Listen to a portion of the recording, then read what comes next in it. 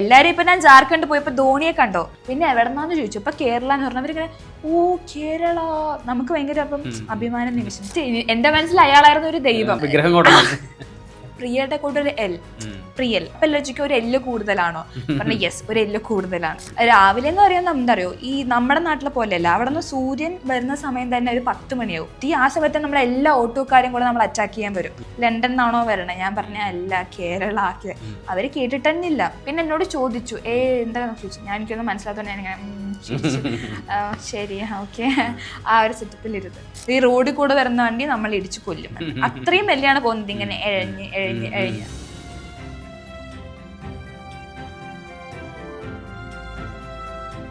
പോഡ്കാസ്റ്റിൽ ഇന്നത്തെ അതിഥി ഒരു സ്റ്റുഡൻ്റാണ്, വളരെ പ്രായം കുറഞ്ഞ ഒരു യാത്രികയാണ്. അപ്പോൾ നമുക്ക് സ്വാഗതം ചെയ്യാം പ്രിയൽ. പ്രിയൽ നാട് എവിടെയായിരുന്നു? പാലക്കാട്. പാലക്കാട്. അപ്പോൾ പാലക്കാട് നിന്ന് വരുന്ന പ്രിയൽ സ്റ്റുഡൻ്റാണ്. കുസാറ്റില് ഞാൻ 4th ഇയർ LLB ഇപ്പം കഴിഞ്ഞു, ഫൈനൽ ഇയറിലോട്ട് പോകുന്നു. അപ്പോൾ നിങ്ങൾ ആലോചിക്കുന്നുണ്ടാവും ഒരു സ്റ്റുഡൻ്റായിട്ടുള്ള ഒരാൾ എന്ത് കഥ പറയാനാണ് ഇവിടെ വന്നിട്ടുള്ളതെന്ന്. പക്ഷെ ഉറപ്പായിട്ടും നിങ്ങൾ എക്സൈറ്റ് ചെയ്യിക്കുന്ന വളരെ ത്രില്ലിംഗ് ആയിട്ടുള്ളൊരു കഥ പ്രിയലിന് പറയാനുണ്ട്. ഏത് കഥയായിരുന്നു? എവിടെ പോയ യാത്രയായിരുന്നു? ജാർഖണ്ഡിലോട്ട് പോയൊരു കഥ. ശരിക്കും യാത്രകൾ ഇഷ്ടമാണോ? യെസ്, എനിക്ക് പണ്ടോട്ട് ഇഷ്ടമാണ് ഒരുപാട് പോകാൻ, പക്ഷെ ഒരുപാട് ഓപ്പർച്യൂണിറ്റീസ് കിട്ടിയിട്ടില്ല. പിന്നീടാണ് മെല്ലെ മെല്ലെ ഇങ്ങനെ തുടങ്ങിയത്. വീട്ടിൽ ഭയങ്കര എതിർപ്പാണ്, എന്നാലും നമ്മൾ എങ്ങനെയെങ്കിലും കാല് പിടിച്ചിട്ടൊക്കെ അവരെങ്ങനെയെങ്കിലും കൺവിൻസ് ചെയ്യും, എന്നിട്ട് പോകുന്നതാണ്. എങ്ങനെയാണ് ഈ കുട്ടികൾ വീട്ടിൽ കൺവിൻസ് ചെയ്യിക്കുന്നത് ഈ ഒരു പ്രായത്തിൽ? ഭയങ്കര ഒന്നാമത്തെ കാര്യം ഭയങ്കര ബുദ്ധിമുട്ടാണ്. എൻ്റെ വീട്ടിലെന്ന് പറയുമ്പോൾ അവരാരും യാത്ര ചെയ്യാത്ത ആൾക്കാരാണ്, യാത്രയോട് താല്പര്യമില്ല. അപ്പം ഞാൻ ഭയങ്കര കഷ്ടപ്പെട്ടിട്ടാണ്. ഇപ്പം എല്ലാവരും വിചാരിക്കുന്നത് ഭയങ്കര എൻ്റെ വീട്ടുകാർ ഭയങ്കര ഫ്രീ ആണ്, ലിബറലാണ്, അവളെ എല്ലാവിടേക്കും വിടുന്നുണ്ട്, അങ്ങനെയാണ് എല്ലാവരും വിചാരിക്കുന്നത്. പക്ഷെ ബേസിക്കലി അങ്ങനെയല്ല. ഞാൻ കഷ്ടപ്പെട്ടിട്ട് അവരെ ഇങ്ങനെ കൺവിൻസ് ചെയ്യിപ്പിക്കും. ലൈക്ക് കുറേ രാവിലെ തൊട്ട് ഇങ്ങനെ എപ്പോഴും അവരെ ടോർച്ചർ ചെയ്യും. ലൈക്ക് ഞാൻ അവരെ തന്നെ ടോർച്ചർ ചെയ്യും, എന്നെ എങ്ങോട്ടേലും വീട് എന്ന് പറഞ്ഞിട്ട്. പിന്നെ വേറൊരു കാര്യം എന്ന് പറഞ്ഞാൽ ഞാൻ അവരോട് ഇങ്ങനെ ചോദിക്കും, നിങ്ങൾ എങ്ങോട്ടൊക്കെ പോയിട്ടുണ്ട്, ഈ ഒരു പ്രായത്തിട്ട് കണ്ടിട്ടില്ലല്ലോ. ലൈക്ക് അവരെ ഇമോഷണലി ഡാമേജ് ചെയ്യും. സാധാരണ പേരൻസ് കുട്ടികളെയാണല്ലോ ചെയ്യുന്നത്, ഞാൻ നേരെ തിരിച്ച് അങ്ങോട്ട് ചെയ്യും. അങ്ങനെ പറഞ്ഞവരെ ലാസ്റ്റ് അവരിങ്ങനെ ഓക്കെ എന്തെങ്കിലും ചെയ്യ്, പിന്നെ ആ ഒരു ട്രസ്റ്റ് ഉണ്ടാവുമല്ലോ, എന്തെങ്കിലും ചെയ്താലും കുഴപ്പമില്ല, ലാസ്റ്റ് വീട്ടിലോട്ട് വരും, ആ ഒരു ഇതിലവർ വരുന്നതാണ്. അച്ഛനും അമ്മയൊക്കെ യാത്ര ചെയ്യുന്ന ആൾക്കാരാണോ? അല്ല, അവരെങ്ങോട്ട് തന്നെ യാത്ര ചെയ്യാത്ത ആൾക്കാരാണ്. ലിറ്ററലി അവർ പാലക്കാടാണ്. സോ അവർ പാലക്കാട് വിട്ട് ഭയങ്കര ചെറുതായിട്ട് ഇങ്ങനെ അമ്പലങ്ങളിൽ, ഗുരുവായൂർ, പഴനി, അതല്ലാതെ വല്ല പേർപ്പസ് ഉണ്ടെങ്കിൽ എവിടേക്കെങ്കിലും പോകും, അതല്ലാതെ എങ്ങോട്ട് യാത്ര ചെയ്തിട്ടില്ല. പക്ഷെ ഞാനിപ്പോൾ തിരിച്ചവരിങ്ങനെ കൊണ്ടുവരുന്നുണ്ട് യാത്ര ചെയ്യിപ്പിക്കാൻ വേണ്ടിയിട്ട്. ഞാൻ അവരെ കുറെ കൺവിൻസ് ചെയ്ത് കൊണ്ടുവരുന്നുണ്ട്. ശരി. അപ്പം അങ്ങനെയുള്ള വളരെ എന്താ പറയുക, നാട്ടിൻപുറത്തൊന്ന് അച്ഛനും അമ്മയൊന്നും തീരെ യാത്ര ചെയ്യുന്നില്ല. പക്ഷെ എങ്ങനെയാണ് ഇങ്ങനെ യാത്ര ചെയ്യണം? അത് ഒറ്റയ്ക്കൊക്കെ യാത്ര ചെയ്യുന്ന അങ്ങനെയാ ശീലം വന്നത്? അതിനെന്തെങ്കിലും ഞാൻ ചെറുപ്പം തൊട്ട് ആക്ച്വലി എനിക്കിങ്ങനെ കറങ്ങാൻ പോകണം അങ്ങനെ ഒരു തോട്ട് എൻ്റെ മനസ്സിലുണ്ടായിരുന്നു. അത് കഴിഞ്ഞ് കുറച്ച് കാലം കഴിഞ്ഞപ്പോൾ പിന്നെ ഞാൻ കുറച്ച് മെൻ്റലി കുറച്ച് ഡൗൺ ആയ സമയത്തായിരുന്നു ട്രിവാൻഡ്രം ആണ് ഞാൻ ഫസ്റ്റ് ആയിട്ട് പോകുന്നത്, നമ്മുടെ ഫിലിം ഫെസ്റ്റിവൽ 7 days. അവിടെ ഞാൻ ആദ്യമായിട്ട് ഒരു സോളോ ട്രാവൽ എന്നുള്ള രീതിയിൽ, അതല്ലാതെ സ്കൂൾ ടൂർ പോകുമായിരുന്നു. ലൈക്ക് LKG തൊട്ട് +2 വരെ ഞാൻ ഒരു ട്രിപ്പ് മിസ് ചെയ്യില്ല. പിന്നെ വീട്ടുകാരോട് എപ്പോഴും എല്ലാ സൺഡേസ് ആയി കഴിഞ്ഞാലും എങ്ങോട്ടെങ്കിലും പോകണം ആ ഒരു മൈൻഡ് സെറ്റ് ആയിരുന്നു. അത് കഴിഞ്ഞ് പിന്നെ ആദ്യം ചെയ്യുന്നത് ഈ ട്രിവാൻഡ്രത്തേക്ക് പോയതാണ് ഫിലിം ഫെസ്റ്റിവൽ. അപ്പം ഞാൻ എൻ്റെ റക്സാക്കും എടുത്ത്, പിന്നെ എനിക്ക് സ്റ്റേ ഒന്നും അറിയില്ലായിരുന്നു. എന്നിട്ട് ഞാൻ അവിടെ പോയിട്ട് അവിടുത്തെ ആൾക്കാരോട് ചോദിക്കുമായിരുന്നു. എൻ്റെ അടുത്ത് റക്സാക്കും ഉണ്ട്, ഞാനും ഉണ്ട്. പിന്നെ ഞാൻ ആ ടാഗോർ തിയേറ്ററിൽ എങ്ങനെ എത്തി, എന്നിട്ട് ഞാൻ റെയിൽവേ സ്റ്റേഷൻ, അതിനുള്ള ബോധമൊക്കെ എനിക്കുണ്ടായിരുന്നു ആ ഒരു സമയത്ത്. എവിടെ നിന്ന് ഇറങ്ങി എങ്ങനെ പോവാം, ലൈക്ക് പബ്ലിക് ട്രാൻസ്പോർട്ട് ആണെങ്കിലും പ്രൈവറ്റ് ആണെങ്കിലും ആൾക്കാരോട് ചോദിക്കും. എനിക്ക് യെസ് അതാണ് ഞാൻ ആദ്യമായിട്ടാണ് ഒറ്റയ്ക്ക് ലൈക്ക് ആദ്യമായിട്ട് നമ്മളിങ്ങനെ ടൗണിൽ അങ്ങോട്ടും ഇങ്ങോട്ട് പോകുന്നല്ലാതെ ഈ ഒരു വേറൊരു ടൗൺ ടു ടൗൺ പോവാം. അല്ലാതെ പിന്നെ കോളേജ് ടു എൻ്റെ വീട്, അതല്ലാതെ വലിയ ഒറ്റയ്ക്ക് എന്ത് ട്രാവൽ ചെയ്തില്ല. വേറൊരു ഡിസ്ട്രിക്റ്റിലോട്ട് പോകുന്നത് ട്രിവാൻഡ്രത്തോട്ടാണ്, പാലക്കാട് നിന്ന് പുറമെ. എന്നിട്ട് അങ്ങോട്ട് പോയ സമയത്ത് ലൈക്ക് ഞാനും ഉണ്ടായിരുന്നു, എൻ്റെ ഒരു ബാഗും ഉണ്ടായിരുന്നു. എന്നിട്ട് അവിടെ പിന്നെ എല്ലാവരും ഇങ്ങനെയാണല്ലോ, ഫിലിം ഫെസ്റ്റിവൽ ആണല്ലോ. പിന്നെ എനിക്ക് ആ ഒരു ഫ്രീഡം എൻ്റെ മനസ്സിലുണ്ടായിരുന്നു. ഞാൻ അധികം ഫിലിം ഫെസ്റ്റിവലിനെ കുറിച്ച് അറിയാം, എനിക്ക് ഫിലിംസ് ഇഷ്ടമാണ്, അല്ലാതെ അവിടുത്തെ ഒരു കൾച്ചർ അതെന്താണെന്നൊന്നും അറിയില്ല. പിന്നെ ഞാൻ അവരോട് പോയി ചോദിച്ചു, എന്താണ് എനിക്ക് താമസിക്കണം, ഞാൻ ഇങ്ങനെയാണെന്നൊക്കെ പറഞ്ഞിട്ട് ഞാൻ അവരോട് ചോദിച്ചു. ലാസ്റ്റ് 2-3 പേരെ ഹെൽപ്പ് ചെയ്തു. എന്നിട്ട് ഞാൻ എങ്ങനെയൊക്കെയോ 2 ദിവസം ഒരു സ്ഥലത്ത് താമസിച്ചു, പിന്നെ വേറെ 2 ദിവസം വേറൊരു സ്ഥലത്ത് താമസിച്ചു. അങ്ങനെ മാറിയിട്ടാണ്. ലൈക്ക് ഓരോ ആൾക്കാർ ഓരോ സജഷൻ പറയുമ്പോൾ കുറച്ചുകൂടെ അടുത്തെടുത്ത് അങ്ങനെ ഏറ്റവും അടുത്തുള്ള സ്ഥലത്താണ് ലാസ്റ്റ് എത്തിയത്. അങ്ങനെ ഞാൻ ട്രാവൽ ചെയ്തപ്പോൾ എനിക്ക് ഭയങ്കര ഒരു ലൈക്ക് നമുക്കൊരു ഇൻഡിപെൻഡൻസിയാണ് കിട്ടുന്നത്. ഒന്നാമത്തെ കാര്യം ഫിലിംസ് കാണുന്നതാണല്ലോ. സോ എന്നിട്ട് അവിടെ നിന്ന് ഞാൻ കുറേ പേരെ പരിചയപ്പെട്ടു. ഞാൻ ഏറ്റവും കൂടുതൽ പരിചയപ്പെട്ടത് ഫിലിം ഫെസ്റ്റിവലിന് പോയിട്ടാണ് ആൾക്കാരെ. ആ സമയത്ത് ഞാനിങ്ങനെ കുറേ പേരെ പരിചയപ്പെട്ടപ്പോൾ നമുക്ക് ഇഷ്ടമുള്ള സിനിമ കാണാം. തോന്നുമ്പോൾ ഇറങ്ങി വരാം. അങ്ങനെ കുറേ അപ്പോഴാണ് എനിക്ക് മനസ്സിലായത് സോളോ ട്രാവൽ ചെയ്യുമ്പോൾ ഭയങ്കര ഫ്രീഡം ആണ് അങ്ങനത്തെ ഒരു കാര്യം. പിന്നീട് എങ്ങനെയാണ് ഒറ്റയ്ക്ക് അത് ഈ കേരളം വിട്ടു പോവാത്ത ഒരാള് ജാർഖണ്ഡിലോട്ട്, അതും അധികം ആൾക്കാർ പോവാത്ത, പേടി തോന്നുന്ന, നമ്മൾ കേൾക്കുമ്പോൾ തന്നെ ഭയങ്കര പേടിയുള്ള സ്ഥലം, പ്രശ്നങ്ങളുണ്ടെന്ന് കേൾക്കുന്ന, മാവോയിസ്റ്റ് പ്രശ്നങ്ങളൊക്കെ കേൾക്കുന്ന, പ്രത്യേകിച്ച് ടൂറിസ്റ്റ് ഡെസ്റ്റിനേഷൻസ് ഒന്നുമില്ല, ഉണ്ടായിരിക്കാം, പക്ഷെ അങ്ങനെ അറിയപ്പെടുന്ന ഒരു ഡെസ്റ്റിനേഷൻസ് ഇല്ലാത്തൊരു സ്ഥലത്തോട്ട് എങ്ങനെയാണ് പോകുന്നത്, ആ കഥ എന്ന് പറയും. അത് ഞാൻ പറഞ്ഞില്ലേ, ട്രിവാൻഡ്രം കഴിഞ്ഞാൽ ചെറിയ ലൈക്ക് എനിക്ക് ഞാൻ പേർപ്പസ്ഫുള്ളി ലൈക്ക് വീട്ടിൽ നമ്മൾ പറയണം, എനിക്കും തോന്നാൻ പാടില്ല ലൈക്ക് ഞാൻ വെറുതെ പോകുന്ന, അപ്പൊ വീട്ടിൽ അങ്ങനെ തോന്നിക്കണമല്ലോ. അപ്പൊ ഞാൻ ഓരോ കാര്യത്തിനാണ് പിന്നെ ഇങ്ങനെ ട്രിപ്പ് പോയി തുടങ്ങിയത്. ഞാൻ ഇപ്പൊ ചെന്നൈ പോയിട്ടുണ്ടായിരുന്നു, പിന്നെ ബാംഗ്ലൂർ, ഇവിടെയൊക്കെ ഞാൻ പിന്നെ ഒറ്റയ്ക്ക് പോയി കുറെ ട്രാവൽ ചെയ്തു, മഹാബലിപുരം, കാഞ്ചീപുരം, അങ്ങനെ കുറച്ച് സൗത്ത് ഇന്ത്യയിൽ. ഞാൻ നോർത്തിലോട്ട് ഇതുവരെ പോയിട്ടില്ല. ഈവൻ ഡൽഹി വരെ പോകാത്തൊരു സമയത്താണ് ഫസ്റ്റ് ഞാൻ നോർത്തിലോട്ട് പോകുന്നത് ജാർഖണ്ഡിലോട്ടാണ്. ഒന്നാമത്തെ കാര്യം, ഈ ജാർഖണ്ഡ് ഇങ്ങനെ പറഞ്ഞ പോലെ തന്നെ ആരും പോകാത്തൊരു സ്ഥലമാണ്. സോ എനിക്ക് ഭയങ്കര ക്യൂരിയോസിറ്റിയാണ് എന്തായിരിക്കും അവിടെ. പിന്നെ വേറൊരു കാര്യം, എനിക്കൊരു അറിയുന്നവരെൻ്റെ സീനിയർ, അപ്പോൾ സീനിയറിൻ്റെ ഒരു ഫ്രണ്ട് അവിടെ ഓൾറെഡി ഒരു NGO-യിൽ വർക്ക് ചെയ്യുന്നുണ്ട്. പാൻമരി എന്നാണ് ചേച്ചിയുടെ പേര്. അപ്പോൾ ചേച്ചി അവിടെ ഉള്ളതുകൊണ്ട് ലൈക്ക് നമുക്ക് താമസിക്കാൻ ഒരു സ്ഥലം കിട്ടും. വേറെ പ്ലേസസ് പോലെ നമുക്ക് ഹോസ്റ്റൽസോ അല്ലെങ്കിൽ അപ്പാർട്ട്മെൻറ്റ്സോ ഒന്നും ഇല്ലാത്തൊരു സ്ഥലം എനിക്ക് അറിയായിരുന്നു. അപ്പം ഞാൻ അങ്ങോട്ട് പോകുന്നത്. പിന്നെ നമുക്ക് ജാർഖണ്ഡിനെ കുറിച്ച് ആകളുടെ ഒരു ഐഡിയ എന്ന് പറയുന്നത് ഒരു ഫുൾ ഫോറസ്റ്റ് ഏരിയ ആണ് എന്നാണ്. അപ്പം ഞാൻ ആ ഒരു ഇതിൽ പിന്നെ നോർത്തിലോട്ട് പോകണം, പിന്നെ എനിക്ക് ഒറ്റയ്ക്ക് ട്രാവൽ ചെയ്യണം, അവിടെ വരെ പോകണം, ഇങ്ങനെ കുറേ ആൾക്കാരെ കാണാൻ പറ്റും, വേറെ പുതിയൊരു എക്സ്പോഷർ, ബേസിക്കലി ക്യൂരിയോസിറ്റിയാണ് എന്നെ അവിടെ എത്തിക്കുന്നത്. എന്നിട്ട് ഞാൻ പിന്നെ ട്രെയിനിൽ ബുക്ക് ചെയ്ത്, അതും വീട്ടുകാരെ കൺവിൻസ് ചെയ്ത്, എൻ്റെ എക്സാം കഴിഞ്ഞ് 2 ദിവസം കഴിഞ്ഞിട്ടാണ് ഞാൻ പോകുന്നത്. എന്നിട്ട് ഞാൻ പോകുന്ന സമയത്ത് ട്രെയിൻ നമുക്ക് ബുക്ക് ചെയ്യണം, അപ്പോഴാണ് ഞാൻ ടിക്കറ്റ് എടുക്കുന്നത്. അപ്പം ടിക്കറ്റ് എടുക്കേണ്ട കാര്യം എന്ന് വെച്ച് കഴിഞ്ഞാൽ ഞാൻ ഓഫ്ലൈൻ എടുത്തു, സാധാരണ ഓൺലൈൻ ബുക്ക് ചെയ്യും. ഓൺലൈൻ ഇപ്പോൾ വെയിറ്റിംഗ് ലിസ്റ്റ് നല്ല ദൂരെയാണ്, ടിക്കറ്റ് എന്തായാലും കൺഫേം ആവില്ല. അപ്പോൾ എനിക്കറിയാവുന്ന ഒരു ഫ്രണ്ടിൻ്റെ അച്ഛൻ ഇങ്ങനെ TTR ആയതുകൊണ്ട് പറഞ്ഞു, ഓക്കെ നിങ്ങൾക്ക് നോക്കാം, സെറ്റാക്കി തരാൻ നോക്കാം എന്ന് പറഞ്ഞു. അപ്പം ഞാനതങ്ങ് ഞാൻ ആക്ച്വലി ബ്ലൈൻഡ്ലി അതങ്ങ് ഫോക്കസ് ചെയ്തു. അങ്ങനെ ചെയ്തത് എൻ്റെ തെറ്റാണ്, എന്നാലും എന്നിട്ട് ഞാൻ ഓഫ്ലൈൻ ടിക്കറ്റ് എടുത്തിട്ടാണ് പോകുന്നത്. അപ്പോൾ ബേസിക്കലി RAC ആണ് നമുക്ക് കിട്ടിയ ടിക്കറ്റ്. പിന്നെ രാവിലെയാണ് അത് കൺഫേം ആവുന്നത്. അപ്പം തന്നെ എൻ്റെ വീട്ടിൽ പറഞ്ഞു, ചേച്ചി നോക്കിയിട്ട് PNR സ്റ്റേറ്റസ് നോക്കിയിട്ട് പറഞ്ഞു, പോവണ്ട, RAC ആണ്, നിങ്ങൾക്ക് ബുദ്ധിമുട്ടായിരിക്കും. കാരണം അവർക്ക് അവരാരും നോർത്തിലോട്ട് പോയിട്ടില്ല, അവരധികം ഞാൻ പറഞ്ഞ പോലെ എവിടേക്കും പോകാത്തൊരു ഫാമിലിയാണ്. ഇപ്പം എനിക്ക് ചേച്ചിയാണുള്ളത്. ചേച്ചിക്കും അധികം ഒന്നാമത്തെ അവൾ ഭയങ്കര അഡ്വഞ്ചറിസ്റ്റിക് അല്ല, ലൈക്ക് ഇങ്ങനത്തെ കാര്യങ്ങളിൽ അവൾക്ക് അവളുടേതായ ഒരു ലോകം, ലൈക്ക് എനിക്ക് എൻ്റെതായ, അങ്ങനെയാണ്. പിന്നെ അറിയാലോ, 2 ഓപ്പോസിറ്റ് പോൾസ് പോലെയാണ് നമ്മൾ. അത് കഴിഞ്ഞിട്ട് പിന്നെ ഞാൻ ആ സമയത്ത് ഞാൻ അവിടുത്തെ കുറച്ച് ആൾക്കാർ, മലയാളീസിനെ ഞാൻ കുറച്ച് പേരെ കണ്ടു, ഒരു 3-4 സ്റ്റുഡൻസ് ആയിരുന്നു. അവർ IIT റൂർക്കേലയിൽ പഠിക്കുന്നത്. അപ്പം ഞാൻ ഭയങ്കര സന്തോഷം, കാരണം ഒറ്റയ്ക്ക് നമ്മൾ കുറേ നേരം ഇരുന്നെങ്കിൽ മതിയായി. പിന്നെ അപ്പുറത്തൊരു കുട്ടിയുണ്ട്, ആ കുട്ടി ഒരു ഹിന്ദിക്കാരിയാണ്, നമുക്ക് ഹിന്ദി അറിയില്ല എന്നുള്ളതാണ് ഏറ്റവും വലിയ ഹൈലൈറ്റ്. ഒരു നോർത്തിലോട്ട് പോകുന്നുണ്ട്, അവിടെ കുറിച്ചൊന്നും അറിയില്ല, അവിടെ എത്തിയിട്ട് എന്ത് ചെയ്യുന്ന അറിയില്ല, ഹിന്ദിയും അറിയില്ല. ഞാൻ എന്നിട്ട് എല്ലാം കേട്ട് ഞാൻ പോകാൻ തീരുമാനിച്ചു. എന്നിട്ട് ഞാൻ പോയി. ആ സമയത്ത് RAC ആയിരുന്നു. പിന്നെ അവരെ കിട്ടിയപ്പോൾ അവരുടെ കൂടെ അങ്ങനെ വൈബ് ചെയ്ത് പോയി. എന്നിട്ട് അവരെല്ലാവരും കൂടെ ചോദിച്ചു, എന്തിനാണ് ജാർഖണ്ഡിലോട്ട് പോകുന്നത്, നിനക്ക് അല്ലെങ്കിൽ കൊൽക്കത്ത പൊക്കൂടെ? സെയിം ക്വസ്റ്റ്യൻ, എന്തിനാണ് ജാർഖണ്ഡ് പോകുന്നത്, അവിടെ എന്താ ഉള്ളത് എന്നാണ് ചോദിച്ചത്. ഞാൻ പറഞ്ഞാൽ എനിക്കും അറിയില്ല എന്താ ഉള്ളത്, ഞാൻ പോയിട്ട് കണ്ടുപിടിക്കണം എന്നുള്ള രീതിയിലാണ് ഞാൻ അവരോട് പറഞ്ഞത്. അങ്ങനെ ട്രെയിനെത്തി. ഭയങ്കര തണുപ്പായിരുന്നു. ഞാൻ ഒന്നാമത് പാലക്കാട് ഒരു 40 ഡിഗ്രി ചൂടാണ് ഉണ്ടാവാറ്.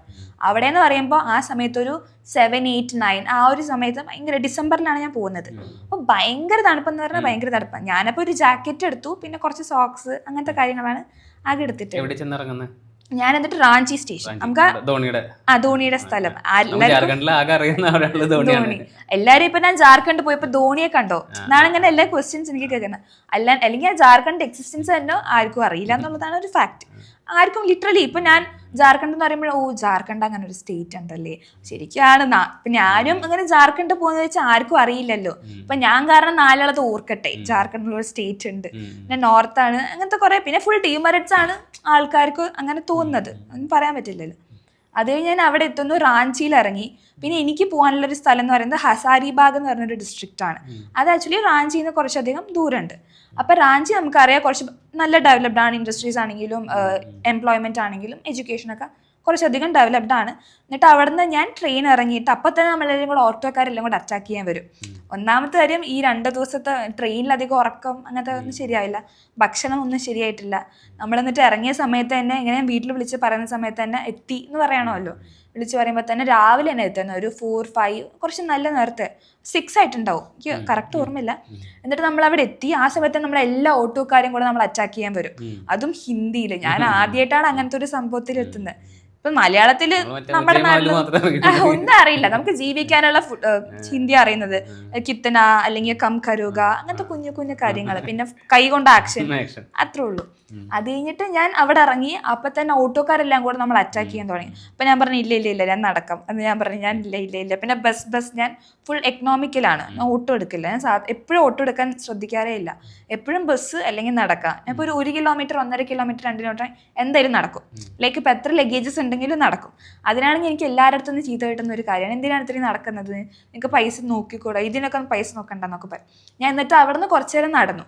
പിന്നെ മനസ്സിലായി നടന്നാൽ തീരില്ല. അപ്പം ഞാനൊരു ഓട്ടോ എടുത്തു. എന്നിട്ട് അവിടെ നിന്ന് ഓട്ടോ എടുത്തിട്ട് നമുക്ക് വേറൊരു ബസ് സ്റ്റാൻഡിലോട്ട് പോകണം.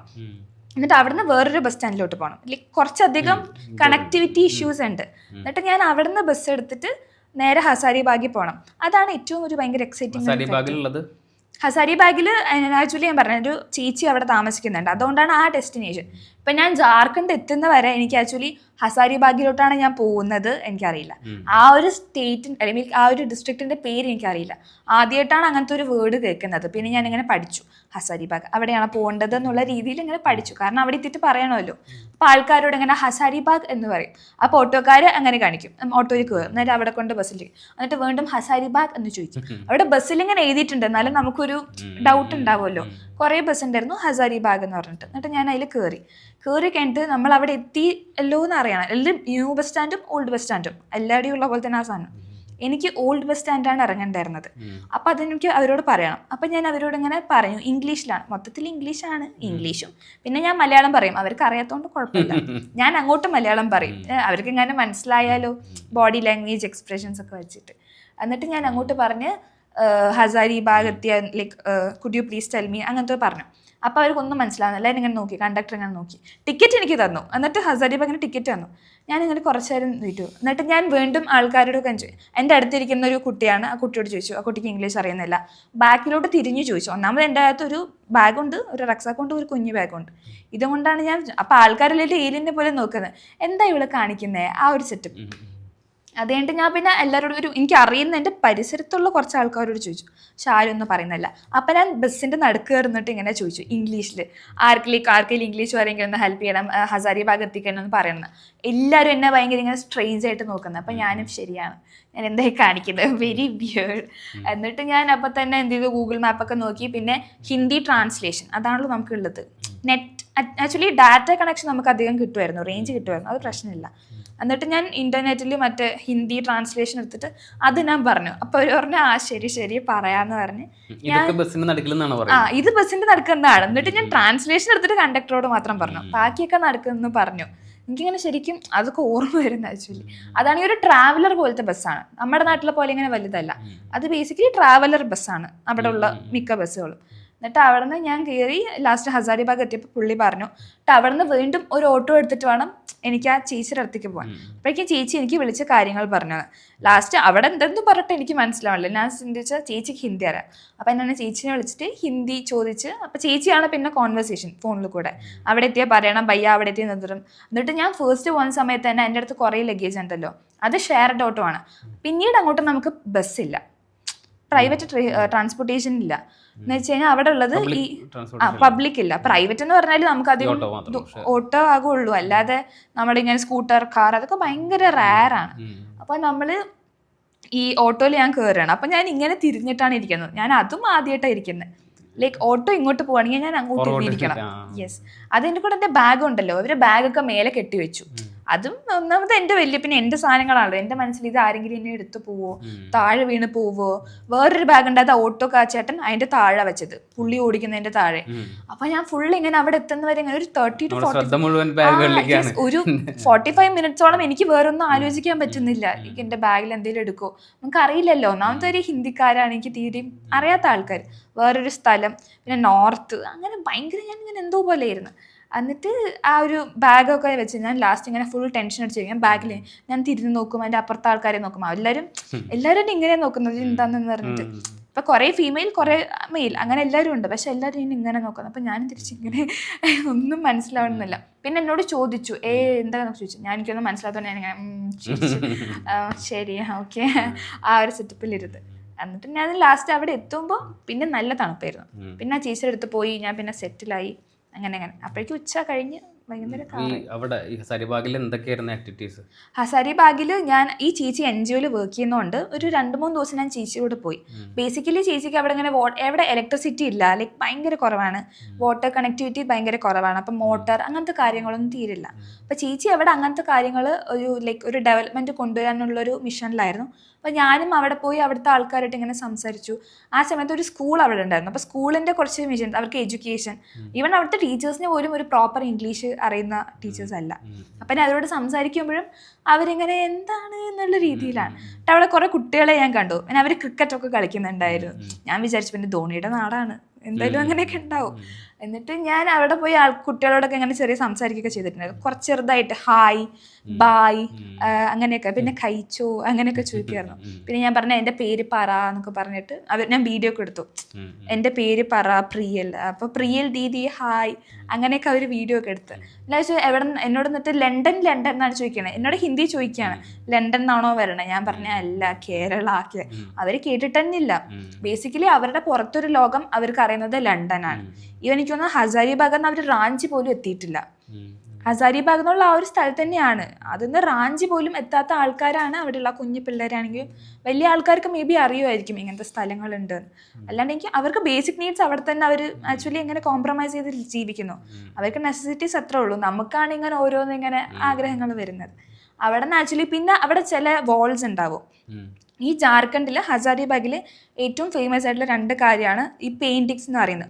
ഒന്ന് കാറ്റിൽ ഫെസ്റ്റിവലിൻ്റെ സമയത്തും, പിന്നൊന്ന് ഈ മാരേജസ് നടക്കുമ്പോൾ. ആ സമയത്ത് ഈ വാളിലെല്ലാം പെയിന്റിങ്സ് ആയിരിക്കും. ലൈക്ക് അവിടെ ഇത് ചെയ്യുന്നത് വുമൺ ആണ്. ഈ ട്രഡീഷണൽ ആയിട്ടുള്ള ഈ പഴയ ലോക്കൽ ആർട്ടിസ്റ്റ് തന്നെയാണ്, പക്ഷെ കൂടുതൽ ഇങ്ങനെ മെൻ ചെയ്യാറില്ല. കൂടുതലും സ്ത്രീകളാണ് ഈ വരയ്ക്കുന്നത്. അപ്പോൾ 2 ടൈപ്പ് ഓഫ് പെയിന്റിങ്സ് ഉണ്ട്. ഒന്ന് കാറ്റിൽ ഫാം ചെയ്യുന്ന സമയത്തും, പിന്നെ ഈ മാരേജസ് കിടക്കുമ്പോൾ ആക്ച്വലി അവർക്കൊരു സെലിബ്രേഷൻ, ഹാർവെസ്റ്റ് ഫെസ്റ്റിവൽ കഴിയുമ്പോഴുള്ള കോവറും ഷോല എന്ന് പറഞ്ഞിട്ട് 2 പെയിന്റിങ്സ് ആണ്. അപ്പൊ അതിൽ ചിലത് ഞാൻ കണ്ടു, എനിക്കൊന്നും മനസ്സിലായില്ല. മാഞ്ഞു പോയി. പിന്നെ ഞാൻ പിന്നെ വിചാരിച്ചു ദിസ് ഇസ് സംതിങ് നമ്മളെല്ലാവരും കാണുന്നത്, നമ്മുടെ വീട്ടിലും ചെറുതായിട്ട് ഇങ്ങനെ വരാം, അങ്ങനെ കാണില്ല. അപ്പം ഞാൻ ഇങ്ങനെ അതും കാര്യമാക്കില്ല. പിന്നീട് അത് കഴിഞ്ഞിട്ട് ഞാൻ ഒരു മ്യൂസിയത്തിലോട്ട് പോയി. ഈ ദിവസമല്ല, ആഫ്റ്റർ 2-3 ഡേയ്സ് ഞാൻ ഒരു മ്യൂസിയത്തിലോട്ട് പോയി. ആ മ്യൂസിയം ഭയങ്കര ലൈക്ക് ഉള്ളിലോട്ടുള്ള മ്യൂസിയമാണ്, പക്ഷെ ഭയങ്കര സെറ്റപ്പ് മ്യൂസിയമാണ്. അവിടെ ഇങ്ങനെ ഫുൾ ഈ പെയിന്റിങ്സ് ആയിരുന്നു. അവിടുത്തെ ആൾക്കാർ ഭയങ്കര എഡ്യൂക്കേറ്റഡ് ആണ്. അപ്പം ഞാൻ അവരോട് കംപ്ലീറ്റ് ഇംഗ്ലീഷിലാണ് സംസാരിക്കുന്നത്. അപ്പം അവരെന്നോട് ഇങ്ങനെ പറഞ്ഞാണ് ഇത് ഇങ്ങനെയാണ്, പണ്ടത്തെ സ്ത്രീകൾ ഇങ്ങനെ വരയ്ക്കുമായിരുന്നു. ഇത് 2 ടൈപ്പ് ഉണ്ട്. കാറ്റിൽ ഫെസ്റ്റിവൽ ആണ് അവരുടെ one of the prominent festival. പിന്നുള്ളതാണ് മാരേജ്. അപ്പോൾ കല്യാണം കഴിയുമ്പോൾ ഇങ്ങനെ അവർക്ക് നമ്മൾക്ക് ഇങ്ങനെ ആഘോഷിക്കില്ലേ, അതൊരു ആഘോഷമാണ് ഈ പെയിന്റിങ്സ് വരച്ചിട്ട് ഇങ്ങനെ പുതിയ വധുവിനെ വരവേൽക്കുക. ഇപ്പോൾ വീട് ഫുൾ ഡെക്കറേഷൻസ്, ഒരു ഡെക്കറേഷൻസിന്റെ ഭാഗമാണ് ഈ പെയിന്റിങ്സ് ഒക്കെ. അതൊക്കെ എപ്പോഴും ചെയ്യുന്ന ആൾക്കാർ. കോവറുണ്ട്, പിന്നെ ഷോറൈ എന്നൊരു പെയിന്റിങ്. ഈ 2 പെയിന്റിങ്സ് ആണ് ഉള്ളത്. എന്നിട്ട് ഈ ഒരു പെയിന്റിങ്സ് എല്ലാം കണ്ടു. പിന്നെ അവിടുത്തെ കുറേ കൾച്ചർ അങ്ങനത്തെ കാര്യങ്ങളൊക്കെ പറഞ്ഞു തന്നു. പിന്നെ ഈ ഹസാരിബാഗിനെ കുറിച്ച് ഇവർ പറഞ്ഞു തന്നു. എന്ന് വെച്ചാൽ ഭയങ്കര ഈ നക്സലേറ്റ് മാവോയിസ്റ്റിന്റെ കുറച്ച് പ്രശ്നങ്ങൾ അവിടെ ഉണ്ട്. പിന്നെ മൈനിങ് ആണ് അവിടെ ഉള്ളത്. അത് കാരണം കുറേ പൊല്യൂഷൻ വരുന്നുണ്ട്, ഇലക്ട്രിസിറ്റി, വാട്ടർ സപ്ലൈ. ഇത് അവർ ആക്ച്വലി പുറത്തു പോയിട്ട് പഠിച്ച് വന്ന ആൾക്കാരായതുകൊണ്ട് പിന്നെ അവർ പറയുന്നുണ്ട് ഇവിടെ ആൾക്കാർ നിൽക്കുന്നില്ല, കാരണം ഈ ഒരു ഫെസിലിറ്റീസ് വെച്ചിട്ട് സ്റ്റിൽ അതിപ്പോൾ ഡെവലപ്പായി വരുവാണെങ്കിലും. യെസ്, മ്യൂസിയത്തിലെ ആൾക്കാരാണ്. എന്നിട്ട് ഞാൻ പിന്നെ അവിടെ നിന്ന് ആക്ച്വലി എനിക്ക് ഭയങ്കര ഇഷ്ടപ്പെട്ടു. ആക്ച്വലി മ്യൂസിയം എനിക്ക് ഭയങ്കര ഇഷ്ടമായി. പിന്നെ അവരെന്നോട് പറഞ്ഞു ഈ സ്ഥലം കണ്ടോക്കെ, ഇവിടുത്തെ കുറച്ച് ഫുഡ് ഉണ്ട്, പക്ഷെ ഫുഡൊന്നും നമുക്ക് ഇങ്ങനെ ലോക്കലി വാങ്ങാൻ പറ്റില്ല, നമുക്ക് അവിടുത്തെ ആൾക്കാർ നമുക്ക് ഉണ്ടാക്കി തരണം. അങ്ങനെ കുറച്ച് ഫുഡ് ഉണ്ട്. അങ്ങനെ തന്നു ചോദിക്കാൻ അറിയില്ലല്ലോ, ഭാഷ പോയിട്ട്. പിന്നെ അവർക്ക് നമ്മളോട് ഭയങ്കര, അവരെ പറയാൻ പറ്റില്ല, പുതിയൊരാള് അവരെ വരുമ്പോൾ അറ്റാക്ക് ചെയ്യാൻ വരുന്നതാണോ അല്ലെങ്കിൽ വല്ല മോഷ്ടിക്കാൻ വരുന്നതാണോ നമുക്ക് അവരെ പറയാൻ പറ്റില്ലല്ലോ. പിന്നെ അങ്ങോട്ട് പോകുമ്പോൾ അവരുടെ എക്സ്പ്രഷൻ തന്നെ അങ്ങനെയാണ്. ഈവൻ ഓട്ടോക്കാർ പോലും എന്നെ കേറ്റാൻ അവർക്കൊരു പേടിയാണ്. ഇതെന്താണ് പറയാൻ പറ്റില്ലല്ലോ. ഇപ്പൊ നമ്മുടെ ഇപ്പൊ ഞാൻ ലാസ്റ്റ് വല്ല ബോംബൊക്കെ ഇട്ടെന്നൊന്നും പറയാൻ പറ്റില്ല. ആൾക്കാർ എങ്ങനെ വരുന്നത് അറിയില്ലല്ലോ. അപ്പൊ അവിടുത്തെ ആൾക്കാർക്കും എന്നോട് ഭയങ്കര സ്ട്രേഞ്ച് ആയിരുന്നു. ഞാനും ഭയങ്കര സ്ട്രേഞ്ച് ആയിരുന്നു. എനിക്ക് ആക്ച്വലി ഫുഡൊക്കെ ഒന്ന് ട്രൈ ചെയ്യണമെന്നുണ്ടായിരുന്നു. പിന്നെ അവിടുന്ന് ഞാൻ വീട്ടിലുള്ള സമയത്ത് ബ്രെഡ്, മാഗി അങ്ങനെയൊക്കെ. പിന്നെ സ്ട്രീറ്റ് ഫുഡ് എന്തൊക്കെയോ കഴിച്ചായിരുന്നു. എനിക്ക് എൻ്റെ പേര് എക്സാക്ട് അറിയില്ല. ലൈക്ക് പക്ഷെ നോർത്തിൽ കിട്ടുന്ന നല്ല ഫുഡൊക്കെ തന്നെയായിരുന്നു. പക്ഷെ ആദ്യം എനിക്ക് ഇഷ്ടമായില്ല. ഒന്നാമത്തെ ഞാൻ കുറച്ചൊക്കെ ട്രാവൽ ചെയ്യുമെങ്കിലും എനിക്ക് ഫുഡിനോട് വലിയ താല്പര്യമില്ല. എന്ന് വെച്ചാൽ എനിക്ക് ഫുഡ് പോയ്സന്റെ പേടി നല്ലോണം ഉണ്ട്. എപ്പോഴാണ് എന്താ പറ്റും, ഒന്നാമത് സോളോ ആണ്. അപ്പം ആ ചേച്ചി അവിടെ ഉണ്ടെങ്കിൽ എനിക്ക് ആ സമയത്ത് എന്തെങ്കിലും പറ്റിക്കഴിഞ്ഞാൽ എനിക്കൊന്നും ചെയ്യാൻ പറ്റില്ല. ഞാൻ പിന്നെ വേറെ സ്ഥലങ്ങളിൽ പോകുമ്പോൾ ആരും ഉണ്ടാവില്ല, ഞാൻ ഒറ്റയ്ക്ക് തന്നെ ആയിരിക്കും ഉണ്ടാവുക. അപ്പം നമുക്ക് ഫുഡ് പോയ്സൺ വന്നാൽ അവിടെ അങ്ങനെ കിടക്കാം, ഒന്നും ചെയ്യാൻ പറ്റില്ല, ഹെൽപ്ലെസ്നെസ് എന്നുള്ളൊരു സിറ്റുവേഷൻ. അപ്പം ഞാൻ പിന്നെ ഫുഡ് ഭയങ്കര കോൺഷ്യസ് ആണ്. കൂടുതലും ബ്രെഡ്, മാഗി, ചപ്പാത്തി, ജാം ഇതൊക്കെ തന്നെ ഞാൻ കഴിക്കാറില്ല എങ്ങോട്ടൊക്കെ പോയി കഴിഞ്ഞാൽ. അവിടെ ഞാൻ ട്രൈ ചെയ്യാൻ കഴിച്ചു, ബട്ട് അത് ഹസാരിബാഗിൽ ഒരു 1.5 ആഴ്ചയോളം ഉണ്ടായിരുന്നു. അതിലൊരു 3-4 ദിവസം എനിക്കൊന്ന് അഡാപ്റ്റ് ചെയ്യാൻ ഞാൻ തന്നെ കൊടുത്തു. ഒന്ന് സോർട്ട് ചെയ്യണം, എവിടെ പോയാൽ ബസ് കിട്ടും, എവിടെ പോയാൽ ഓട്ടോ കിട്ടും, അങ്ങനത്തെ കാര്യങ്ങൾ. ഈ രാവിലെ തന്നെ ഇറങ്ങാണോ? രാവിലെ എന്ന് പറയുന്നത് എന്താ അറിയോ, ഈ നമ്മുടെ നാട്ടിലെ പോലെയല്ല. അവിടെ നിന്ന് സൂര്യൻ വരുന്ന സമയം തന്നെ ഒരു 10 മണിയാവും. പക്ഷെ നമുക്കൊന്നും കണ്ണ് തുറക്കാൻ തോന്നില്ല, അത്ര ഇരുട്ടായിരിക്കും, ഫുൾ ഇരുട്ട്. പിന്നെ ഞാൻ താമസിച്ചതെന്ന് പറയുന്നത് ഈ നമ്മൾ സിനിമയിലൊക്കെ കാണൂലേ, ഫുൾ ടെറസ് ആയിരിക്കും, അങ്ങനത്തെ ഒരു വീട്ടിലാണ്. അപ്പൊ ഞാൻ താഴെയാണ് താമസിക്കുന്നത്, മേലെ ഇങ്ങനെ ടെറസ് അങ്ങനത്തെ കാര്യങ്ങൾ. ഇത് കണക്റ്റഡ് ആണ്, ഫുൾ കണക്റ്റഡ് ആണ്. പക്ഷെ മേൽ നോക്കിയാൽ കണക്റ്റഡ് ആണ്, താഴെ കുറച്ച് ഡിഫറൻസസ് ഒക്കെ ഉണ്ടാവും. അത് ഞാൻ താമസിക്കുന്നത് ലിറ്ററലി ഒരു ഭയങ്കര റൂറൽ സ്ഥലത്താണ്. അപ്പോൾ എൻ്റെ ഒരു ചേച്ചി, ആ ചേച്ചിനെ പറഞ്ഞിട്ടുണ്ട് അവിടെ നമ്മളിങ്ങനെ ആക്ച്വലി ഈ റിലീജിയൻ നോക്കിയിട്ടാണ് വീടിനെ റെൻറ്റ് കൊടുക്കുന്നത്. നമ്മുടെ പേര് ചോദിക്കും, എന്നിട്ട് പേര്, ആ ചേച്ചി റെൻറ്റിനാണല്ലോ നിൽക്കുന്നത്, പേര് ചോദിച്ചിട്ടാണ് നമുക്ക് വീട് തന്നെ തരുന്നത്. ഇപ്പം അവർക്ക് പറ്റാത്തൊരു റിലീജിയൻ ആണെങ്കിൽ അവരൊരിക്കലും ആ വീട് റെൻറ്റ് ഔട്ട് ചെയ്യില്ല. അങ്ങനെ കുറേ ബുദ്ധിമുട്ടി എന്നൊക്കെ ആ ചേച്ചി ഇങ്ങനെ പറഞ്ഞിട്ടുണ്ടായിരുന്നു. എന്നിട്ട് നമ്മളവിടെ നോക്കുമ്പോൾ ഫുൾ ടെറസാണ്. നമ്മളിങ്ങനെ നോക്കിക്കഴിഞ്ഞാൽ നമ്മൾ സിനിമയിലൊക്കെ ഡാൻസ് ഒക്കെ കളിക്കുന്ന ആ ടെറസില്ലേ, ആ ഒരു സെറ്റപ്പാണ് അവിടെ ഞാൻ കണ്ടിട്ടുണ്ടായിരുന്നത്. അപ്പൊ രാവിലെ ഒരു 10 മണിയൊക്കെ കഴിഞ്ഞിട്ട് മെല്ലെ ഇറങ്ങാൻ പറ്റുള്ളൂ. പിന്നെ തിരിച്ചു നേരത്തെ കയറണം, കാരണം 7 മണിക്ക് തന്നെ അവിടെ ഫുൾ അടയ്ക്കും, ഒന്നും ഉണ്ടാവില്ല. ഒന്നാമത്തെ കാര്യം അവിടുത്തെ ആൾക്കാർക്ക് അതിനൊരു പർപ്പസ് ഇല്ല. അവർക്ക് ഇപ്പൊ രാത്രി എന്ത് ചെയ്യാനാണ്, രാത്രി കിടന്നുറങ്ങാം. പിന്നെ അവരുടെ വർക്ക് ടൈമും എല്ലാം അങ്ങനെ തന്നെ. അവിടെ പിന്നെ ഈ കൂടുതൽ എംപ്ലോയ്മെന്റ് ഓപ്പർച്യൂണിറ്റീസ് കുറവാണ്. കൂടുതൽ കൃഷി, അഗ്രികൾച്ചറാണ് മെയിൻ. പാഡി ഫീൽഡ്സ്, പിന്നെ ഓയിൽ സീഡ്സ്, അങ്ങനത്തെ കാര്യങ്ങളാണ് മെയിൻ. അതിനിടെ ഞാൻ ഈ മസ്റ്റർഡിന്റെ ആ ഒരു യെല്ലോ കളർ ഫ്ലവർ ആക്ച്വലി ഇങ്ങനെ കുറേ കണ്ടിട്ടുണ്ടായിരുന്നു. അപ്പൊ ഞാനിങ്ങനെ വിചാരിച്ചത് എന്താണ്, അങ്ങനെ കുറെ ആലോചിച്ചിട്ടുണ്ടായിരുന്നു. ആക്ച്വലി നല്ല ഭംഗിയാണ് അതങ്ങനെ. ഈ റൂറൽ, ഭയങ്കര റൂറൽ ഏരിയാസിൽ അവർ വീടിന്റെ തൊട്ടടുത്ത് കൃഷി ഇങ്ങനെയാണ്. ഫുൾ ഒരു 1 കിലോമീറ്ററോളം മൊത്തം ഇങ്ങനെ ഈ മസ്റ്റർഡ്സിന്റെ ഇതുണ്ടായിരുന്നു. പിന്നെന്തൊക്കെയായിരുന്നു അവിടെ കണ്ടത് കാര്യങ്ങൾ? പിന്നെ ഞാൻ കാനറി ഹിൽ എന്ന് പറഞ്ഞു, ഞാൻ ഗൂഗിൾ മാപ്പ് നോക്കിയിട്ടാണ് പോകുന്നത്, അല്ലാതെ വേറൊരു വഴിയില്ല. കാരണം ഒന്നാമത്തെ കാര്യം അവിടെ ടൂറിസ്റ്റ് ആരും വരാറില്ല. അവിടുത്തെ ആൾക്കാർക്ക് പോകാനുള്ള ഒരു എന്റർടൈൻമെന്റ് എന്നുള്ള രീതിയിൽ അവിടെ ഉള്ളൂ. ബേസിക്കലി അങ്ങനെയുള്ള, അതാണ് ആ ഒരു സ്ഥലത്തിന്റെ സ്പെഷ്യാലിറ്റി. അധികം ടൂറിസ്റ്റ് വന്ന് അവരുടെ ഒരു ഹാബിറ്റാറ്റിനെ നശിപ്പിക്കുന്നില്ല. അപ്പം ഞാൻ പിന്നെ ഗൂഗിൾ മാപ്പിൽ ഇങ്ങനെ നമുക്ക് പിക്നിക്കിൻ്റെ ആ ഒരു ഇത് കാണില്ലേ, അങ്ങനെ പിക്നിക് നോക്കിയിട്ടാണ് ഞാൻ എൻ്റെ സ്ഥലത്ത് നിന്ന് എങ്ങനെയൊക്കെ പോകാൻ പറ്റും. പിന്നെ ആരോടെങ്കിലും ചോദിച്ച്, ഇപ്പം ചേച്ചി വർക്കിന് പോയി കഴിഞ്ഞാൽ ചേച്ചീനെ വിളിക്കില്ല, ഞാൻ അടുത്തുള്ള ആൾക്കാരോട് എങ്ങനെയെങ്കിലും ചോദിച്ച് ആ വഴി പോകാൻ ബസ് ഉണ്ടോ, ഓട്ടോ ഉണ്ടോ. ഹിന്ദി ട്രാൻസ്ലേഷനാണ് ഫുള്ള്, എന്നാലും അവരിങ്ങനെ നോക്കും. എനിക്ക് ഓർമ്മയുണ്ട്, ഞാൻ ആക്ച്വലി ബസ് സ്റ്റോപ്പിൽ നിൽക്കുമ്പോൾ ഒരു ചേച്ചി ഇങ്ങനെ ചെയറിൽ ഇങ്ങനെയാണ് നോക്കിക്കൊണ്ടിരുന്നത്, എന്താണ് കാണിക്കുന്നത്. അതെനിക്ക് മനസ്സിലാവും. എനിക്ക് കുറച്ചൊക്കെ ഹിന്ദി അറിയാം, പക്ഷെ അങ്ങോട്ട് തീരെയും പറയാൻ അറിയില്ല. പിന്നെ അവരുടെ എക്സ്പ്രഷൻ, പിന്നെ അവർ കൈ കാണിച്ചിട്ടാണ്, അവരിങ്ങനെ കാണിക്കും, അല്ലെങ്കിൽ അങ്ങനെ കാണിക്കും, അല്ലെങ്കിൽ ഇങ്ങനെ കാണിക്കും. നമ്മളങ്ങനെ ഡീകോഡ് ചെയ്ത് എടുക്കും. പിന്നെ കുറച്ച് വേർഡ്സ് അല്ലേ, അവരുടെ കഥ ചോദിക്കുന്നില്ലല്ലോ. നമ്മൾ അങ്ങനെ ബസ് വരും, ഓട്ടോ വരും. അപ്പോൾ ഓട്ടോ വരുമ്പോൾ കൈ കാണിക്കും, ഷെയർഡ് ഓട്ടോ ആയിരിക്കും. പിന്നെ വേറൊരു കാര്യം, അവിടെ ഭയങ്കര എക്കണോമിക്കലാണ്. ഞാൻ പറഞ്ഞില്ല, ഒരു മണിക്കൂർ ട്രാവലിന് 20 രൂപയാണ് അവർ ചാർജ് ചെയ്യുന്നത് ഓട്ടോയില്. നമുക്ക് ഇരിക്കാനൊക്കെ ഭയങ്കര, നമുക്കൊന്നും ആക്ച്വലി ഭയങ്കര ഇതാണ്. ഒരു തവണ ഞാനിങ്ങനെ പോകുമ്പോൾ ഓട്ടോന്റെ ഫ്രണ്ട് സീറ്റിൽ ഇരുന്നിട്ട് ഇങ്ങനെയാണ് ഞാൻ പോയത്. ഇവിടെ ഓട്ടോ ഡ്രൈവർ, അവിടെ അപ്പുറത്തെ വേറൊരാള്. അപ്പൊ ഓട്ടോ ഡ്രൈവർ ഇങ്ങനെയാണ് ഓടിക്കുന്നത്, ഞങ്ങളെല്ലാവരും ഇങ്ങനെ ഇരിക്കുന്നത്. ഞാൻ സിനിമയിലൊക്കെ ഇങ്ങനെ കൊല്ലാൻ കൊണ്ടുപോയില്ലേ, അങ്ങനെ നമ്മൾ ഇങ്ങനെ ഇരുന്നിട്ടാണ് ഓട്ടോയിലൊക്കെ പോയിട്ടുണ്ടായിരുന്നത്. അന്നേരം നമ്മൾ അങ്ങോട്ടും ഇങ്ങോട്ടൊക്കെ ട്രാവൽ ചെയ്തു. ഈ കാനറി ഹില്ലിൽ പോയപ്പോൾ ഞാൻ സാധാരണ മലയാളീസിനെ കാണുന്ന എനിക്ക് ഭയങ്കര ക്യൂരിയോസിറ്റി. എല്ലാവരും ഞാൻ കാണും, എനിക്കിങ്ങനെ അപ്പം നമുക്കിങ്ങനെ പറയല്ലോ, ഞാൻ ഒറ്റയ്ക്ക് വന്നതാണ്, കേരളത്തിൽ നിന്നാണ് ഇങ്ങനെ പറയുമ്പോൾ ഫ്ലെക്സിങ്. അപ്പം ആക്ച്വലി അവിടുത്തെ ആൾക്കാർ ഇങ്ങനെ ഓ അങ്ങനെയൊക്കെ ചോദിക്കും. ഇവിടെ ആക്ച്വലി ആർക്കും അറിയില്ല. എന്നിട്ട് എന്നോടൊരു ഫോട്ടോ എടുത്ത് തരാൻ പറഞ്ഞു. ഞാൻ ഫോട്ടോ എടുത്ത് അപ്പം എന്നോട് ചോദിക്കും എന്താണെന്ന് ഞാൻ ചോദിച്ചൊന്നുമില്ല. പിന്നെ ഞാൻ ഇംഗ്ലീഷിൽ ഇങ്ങനെ അവരോട് സംസാരിച്ചപ്പോൾ അവർക്കത് മനസ്സിലാവുന്നില്ല. പിന്നെ എവിടെ നിന്നാന്ന് ചോദിച്ചു. അപ്പോൾ കേരള എന്ന് പറഞ്ഞാൽ അവരിങ്ങനെ ഓ കേരള, നമുക്ക് ഭയങ്കര അപ്പം അഭിമാന നിമിഷം കേരളത്തിനെ കുറിച്ച് ഇങ്ങനെ ഒരു, അവർക്ക് ആക്ച്വലി കേരള ഭയങ്കര മേലെയാണ്. അതെനിക്ക് തോന്നുന്നു അവർ കുറച്ച് അറിയാൻ, ലൈക്ക് ലോകവിവരമുള്ള കാനറി ഹില്ലായാലും ഇപ്പോൾ ഒരു ടൂറിസ്റ്റ് സ്പോട്ടാണ്. ബേസിക്കലി ഒന്നുമില്ല, ഒരു ടവർ ടോപ്പാണ്. നമ്മൾ അവിടെ പോയി കഴിഞ്ഞാൽ ഒരു ഹസാരിബാഗിൻ്റെ ഒരു മേജർ പാർട്ട് കാണാൻ പറ്റും. അങ്ങനെ കുറച്ച് സ്ഥലങ്ങൾ പോയി. പിന്നെ എന്തായിരുന്നു ഒന്ന് പറഞ്ഞല്ലോ നമ്മൾ സംസാരിച്ചപ്പോൾ, ഭയങ്കര ട്വിസ്റ്റ് ഉണ്ടായ കുറെ സംഭവങ്ങൾ ഉണ്ട് ഈ യാത്രയിൽ നിന്ന്. അത് ട്രെയിൻ ജേർണി ആയിരുന്നു. ട്രെയിൻ ജേർണിയിൽ ഭയങ്കര ട്വിസ്റ്റ് ആണ് ഉണ്ടായത്. ഈ ഹസാരിബാഗിൽ നിന്ന് നേരെ തിരിച്ചു വരുവാണോ അതോ അവിടെ നിന്ന് വേറെ ഏതെങ്കിലും സ്ഥലം? അല്ല, ഞാൻ ഈ ജാർഖണ്ഡിൽ നിന്ന് നേരെ ഹസാരിബാഗ് അത്യാവശ്യം കണ്ടല്ലോ, പിന്നെ കാണാൻ എനിക്കൊന്നും ഇല്ല. പിന്നെ ഉള്ളത് ഭയങ്കര ഉൾപ്രദേശങ്ങളാണ്, നമുക്ക് അങ്ങോട്ട് പോകാനുള്ള പെർമിഷൻ ഇല്ല, പിന്നെ അവർ കേറ്റില്ല. നമ്മളൊക്കെ കയറി പോയി കഴിഞ്ഞാൽ നമുക്കൊന്നും ചെയ്യാനും അറിയില്ല. ലൈക്ക് അങ്ങനത്തെ ഒരു സിറ്റുവേഷൻ ആയതുകൊണ്ട് ഞാൻ പിന്നെ ഓൾറെഡി ട്രെയിൻ ടിക്കറ്റ് തിരിച്ചും കൂടെ എടുത്തിട്ടാണ് വന്നത്. അപ്പം 3-4 ദിവസം കൂടെ ബാക്കിയുണ്ടായിരുന്നു. അപ്പം ഞാൻ അവിടുന്ന് ഈ ജാർഖണ്ഡ് ടു കൊൽക്കത്ത, ലൈക്ക് എൻ്റെ ഹസാരിബാഗ് ടു കൊൽക്കത്ത ഒരു ഓവർനൈറ്റ് ജേണിയാണ്, ഒരു 12 hours. അപ്പോൾ അവിടെ നിന്ന് ഞാൻ ബസ് കയറി കൊൽക്കത്തയിൽ പോകാമെന്ന് വെച്ചു. അപ്പം തന്നെ booking.com എടുത്ത് ബസ് ബുക്ക് ചെയ്തു, അങ്ങനെ എല്ലാം ഓൾറെഡി സെറ്റ് ചെയ്തു. അവിടെ ഞാൻ കൊൽക്കത്തയിലൊരു 3 ദിവസത്തേക്ക് ഒരു ഹോസ്റ്റലുണ്ട്, ബാക്ക് പാക്കേഴ്സ് പാർക്ക് എന്ന് പറഞ്ഞിട്ട് ഒരു നല്ലൊരു ഹോസ്റ്റലാണ്. ലൈക്ക് അവിടെ ഫുൾ സോളോ ട്രാവലേഴ്സ് ആണ് വരുന്നത്. അപ്പം ഞാൻ ഗൂഗിൾ റിവ്യൂ എല്ലാം നോക്കിയിട്ടാണ് പോകുന്നത്, നമ്മുടെ മേക്ക് മൈ ട്രിപ്പിലും എല്ലാവരുടെയും റിവ്യൂ നോക്കിയിട്ടാണ് അങ്ങോട്ട് പോകുന്നത്. എന്നിട്ട് ഞാൻ ഹസാരിബാഗ് നിന്ന് രാത്രിയാണ് ഓവർനൈറ്റ് ബസ്. അപ്പോൾ ഒരു രാത്രി 7 മണി. അയ്യാ, ശരിയാണ്. എന്നിട്ട് ഞാൻ കയറി, അവിടെ നിന്ന് ബസ് കയറിയിട്ട് രാവിലെ അവിടെ എത്തി. രാവിലെ എത്തിയപ്പോൾ തന്നെ കൊൽക്കത്ത കണ്ടപ്പോൾ തന്നെ എനിക്ക് ഭയങ്കര സമാധാനമായി. ഒന്നാമതായി എൻ്റെ ഒരു വിഷ് ലിസ്റ്റ്, ഞാൻ വിചാരിച്ചു കൊൽക്കത്തയൊന്നും എനിക്ക് പോകാൻ പറ്റാത്തൊരു സ്ഥലം. ചെറുപ്പത്തിൽ കൊൽക്കത്ത നിൽക്കുമ്പോൾ എനിക്ക് അന്ന് അങ്ങ് വേറെ ഏതോ ഒരിക്കലും ലൈക്ക് ശരിക്കും നമ്മളിങ്ങനെ ഒരിക്കലും നമ്മുടെ ലൈഫിൽ ചിന്തിക്കുക പോലും ചെയ്യാത്തൊരു സ്ഥലമാണ് കൊൽക്കത്ത. ആക്ച്വലി ഇപ്പം ഞാൻ ആലോചിക്കുമ്പോൾ ഞാൻ അതൊക്കെ കഴിഞ്ഞു എന്നൊക്കെ ഭയങ്കര സമാധാനമാണ്. ഞാൻ ജാർഖണ്ഡ് പോകുന്നാലും കൊൽക്കത്ത അടുത്താണ്, സ്റ്റിൽ ഞാൻ പോകുന്നില്ല.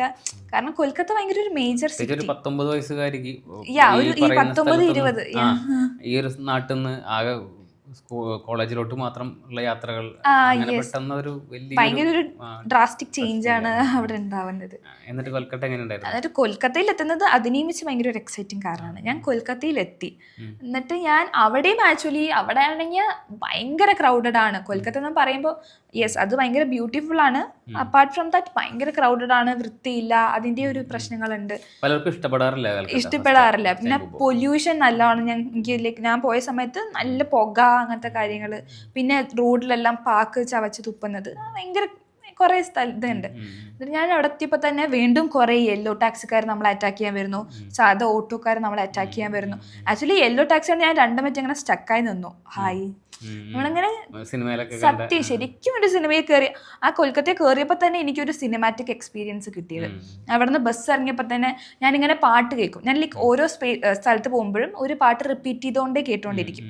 കാരണം പിന്നീട് ആ പാട്ട് കേൾക്കുമ്പോൾ എനിക്ക് ആ സ്ഥലത്തിനെ കുറിച്ച് ഓർക്കണം. അപ്പൊ ഞാൻ എപ്പോഴും അങ്ങനെയാണ് ചെയ്യാറ്. ഇപ്പൊ എവിടെ പോയി കഴിഞ്ഞാലും ഇപ്പൊ ലൈക്ക് ഞാൻ ട്രാവൽ ചെയ്യാൻ തുടങ്ങിയപ്പോൾ തൊട്ട് ഇപ്പം ഞാൻ ട്രിവാൻഡ്രത്ത് പോയിക്കൊണ്ടിരിക്കുമ്പോൾ ഒരു പാട്ട് കേട്ടു, ഇപ്പം ആ പാട്ടേക്കും എനിക്ക് ട്രിവാൻഡ്രം ഓർമ്മ വരിക. അങ്ങനെ ഞാൻ കണക്ട് ചെയ്ത് ഇപ്പം ഞാൻ വേറൊരു ഫ്രണ്ടിൻ്റെ കൂടെ ഇരുന്ന് സംസാരിക്കുമ്പോൾ ഒരു പാട്ട് കേട്ടു, പിന്നീട് ഞാൻ ആ ഒരു പാട്ട് കേൾക്കുമ്പോൾ ഓർക്കുന്ന എൻ്റെ ഒരു സ്ഥലത്തിനെ കുറിച്ച് ഇങ്ങനെ മെമ്മറീസ് ഇങ്ങനെ ഫ്ലാഷ് ബാക്ക് പോലെ നമുക്ക് ഇങ്ങനെ വന്നുകൊണ്ടേയിരിക്കും. അപ്പം ഞാനിങ്ങനെ പാട്ട് കേട്ടോണ്ടാണ്, അതുകൊണ്ട് ഇങ്ങനെ ഒരു പാട്ട് ഫിക്സ് ചെയ്യും, ഇങ്ങനെ ഒരു പാട്ട് വെക്കാം, അതാകുമ്പോൾ എനിക്ക് കൊൽക്കത്ത ഓർമ്മ വരും. ഇത് ഞാൻ എൻ്റെ എല്ലാ ഫ്രണ്ട്സിനോടും പറയുന്ന ഒരു തിയറിയാണ്. എപ്പോൾ പോകുമ്പോഴും ഞാൻ ഇങ്ങനെ പറയും, നമ്മളൊരു പാട്ട് ഇങ്ങനെ ചിലർ പെർഫ്യൂം വെച്ചിട്ട് ഇങ്ങനെ ഓർക്കാറുണ്ട്. ഒരു പ്ലേസ് പോയാൽ ആ പെർഫ്യൂം തന്നെ യൂസ് ചെയ്യും.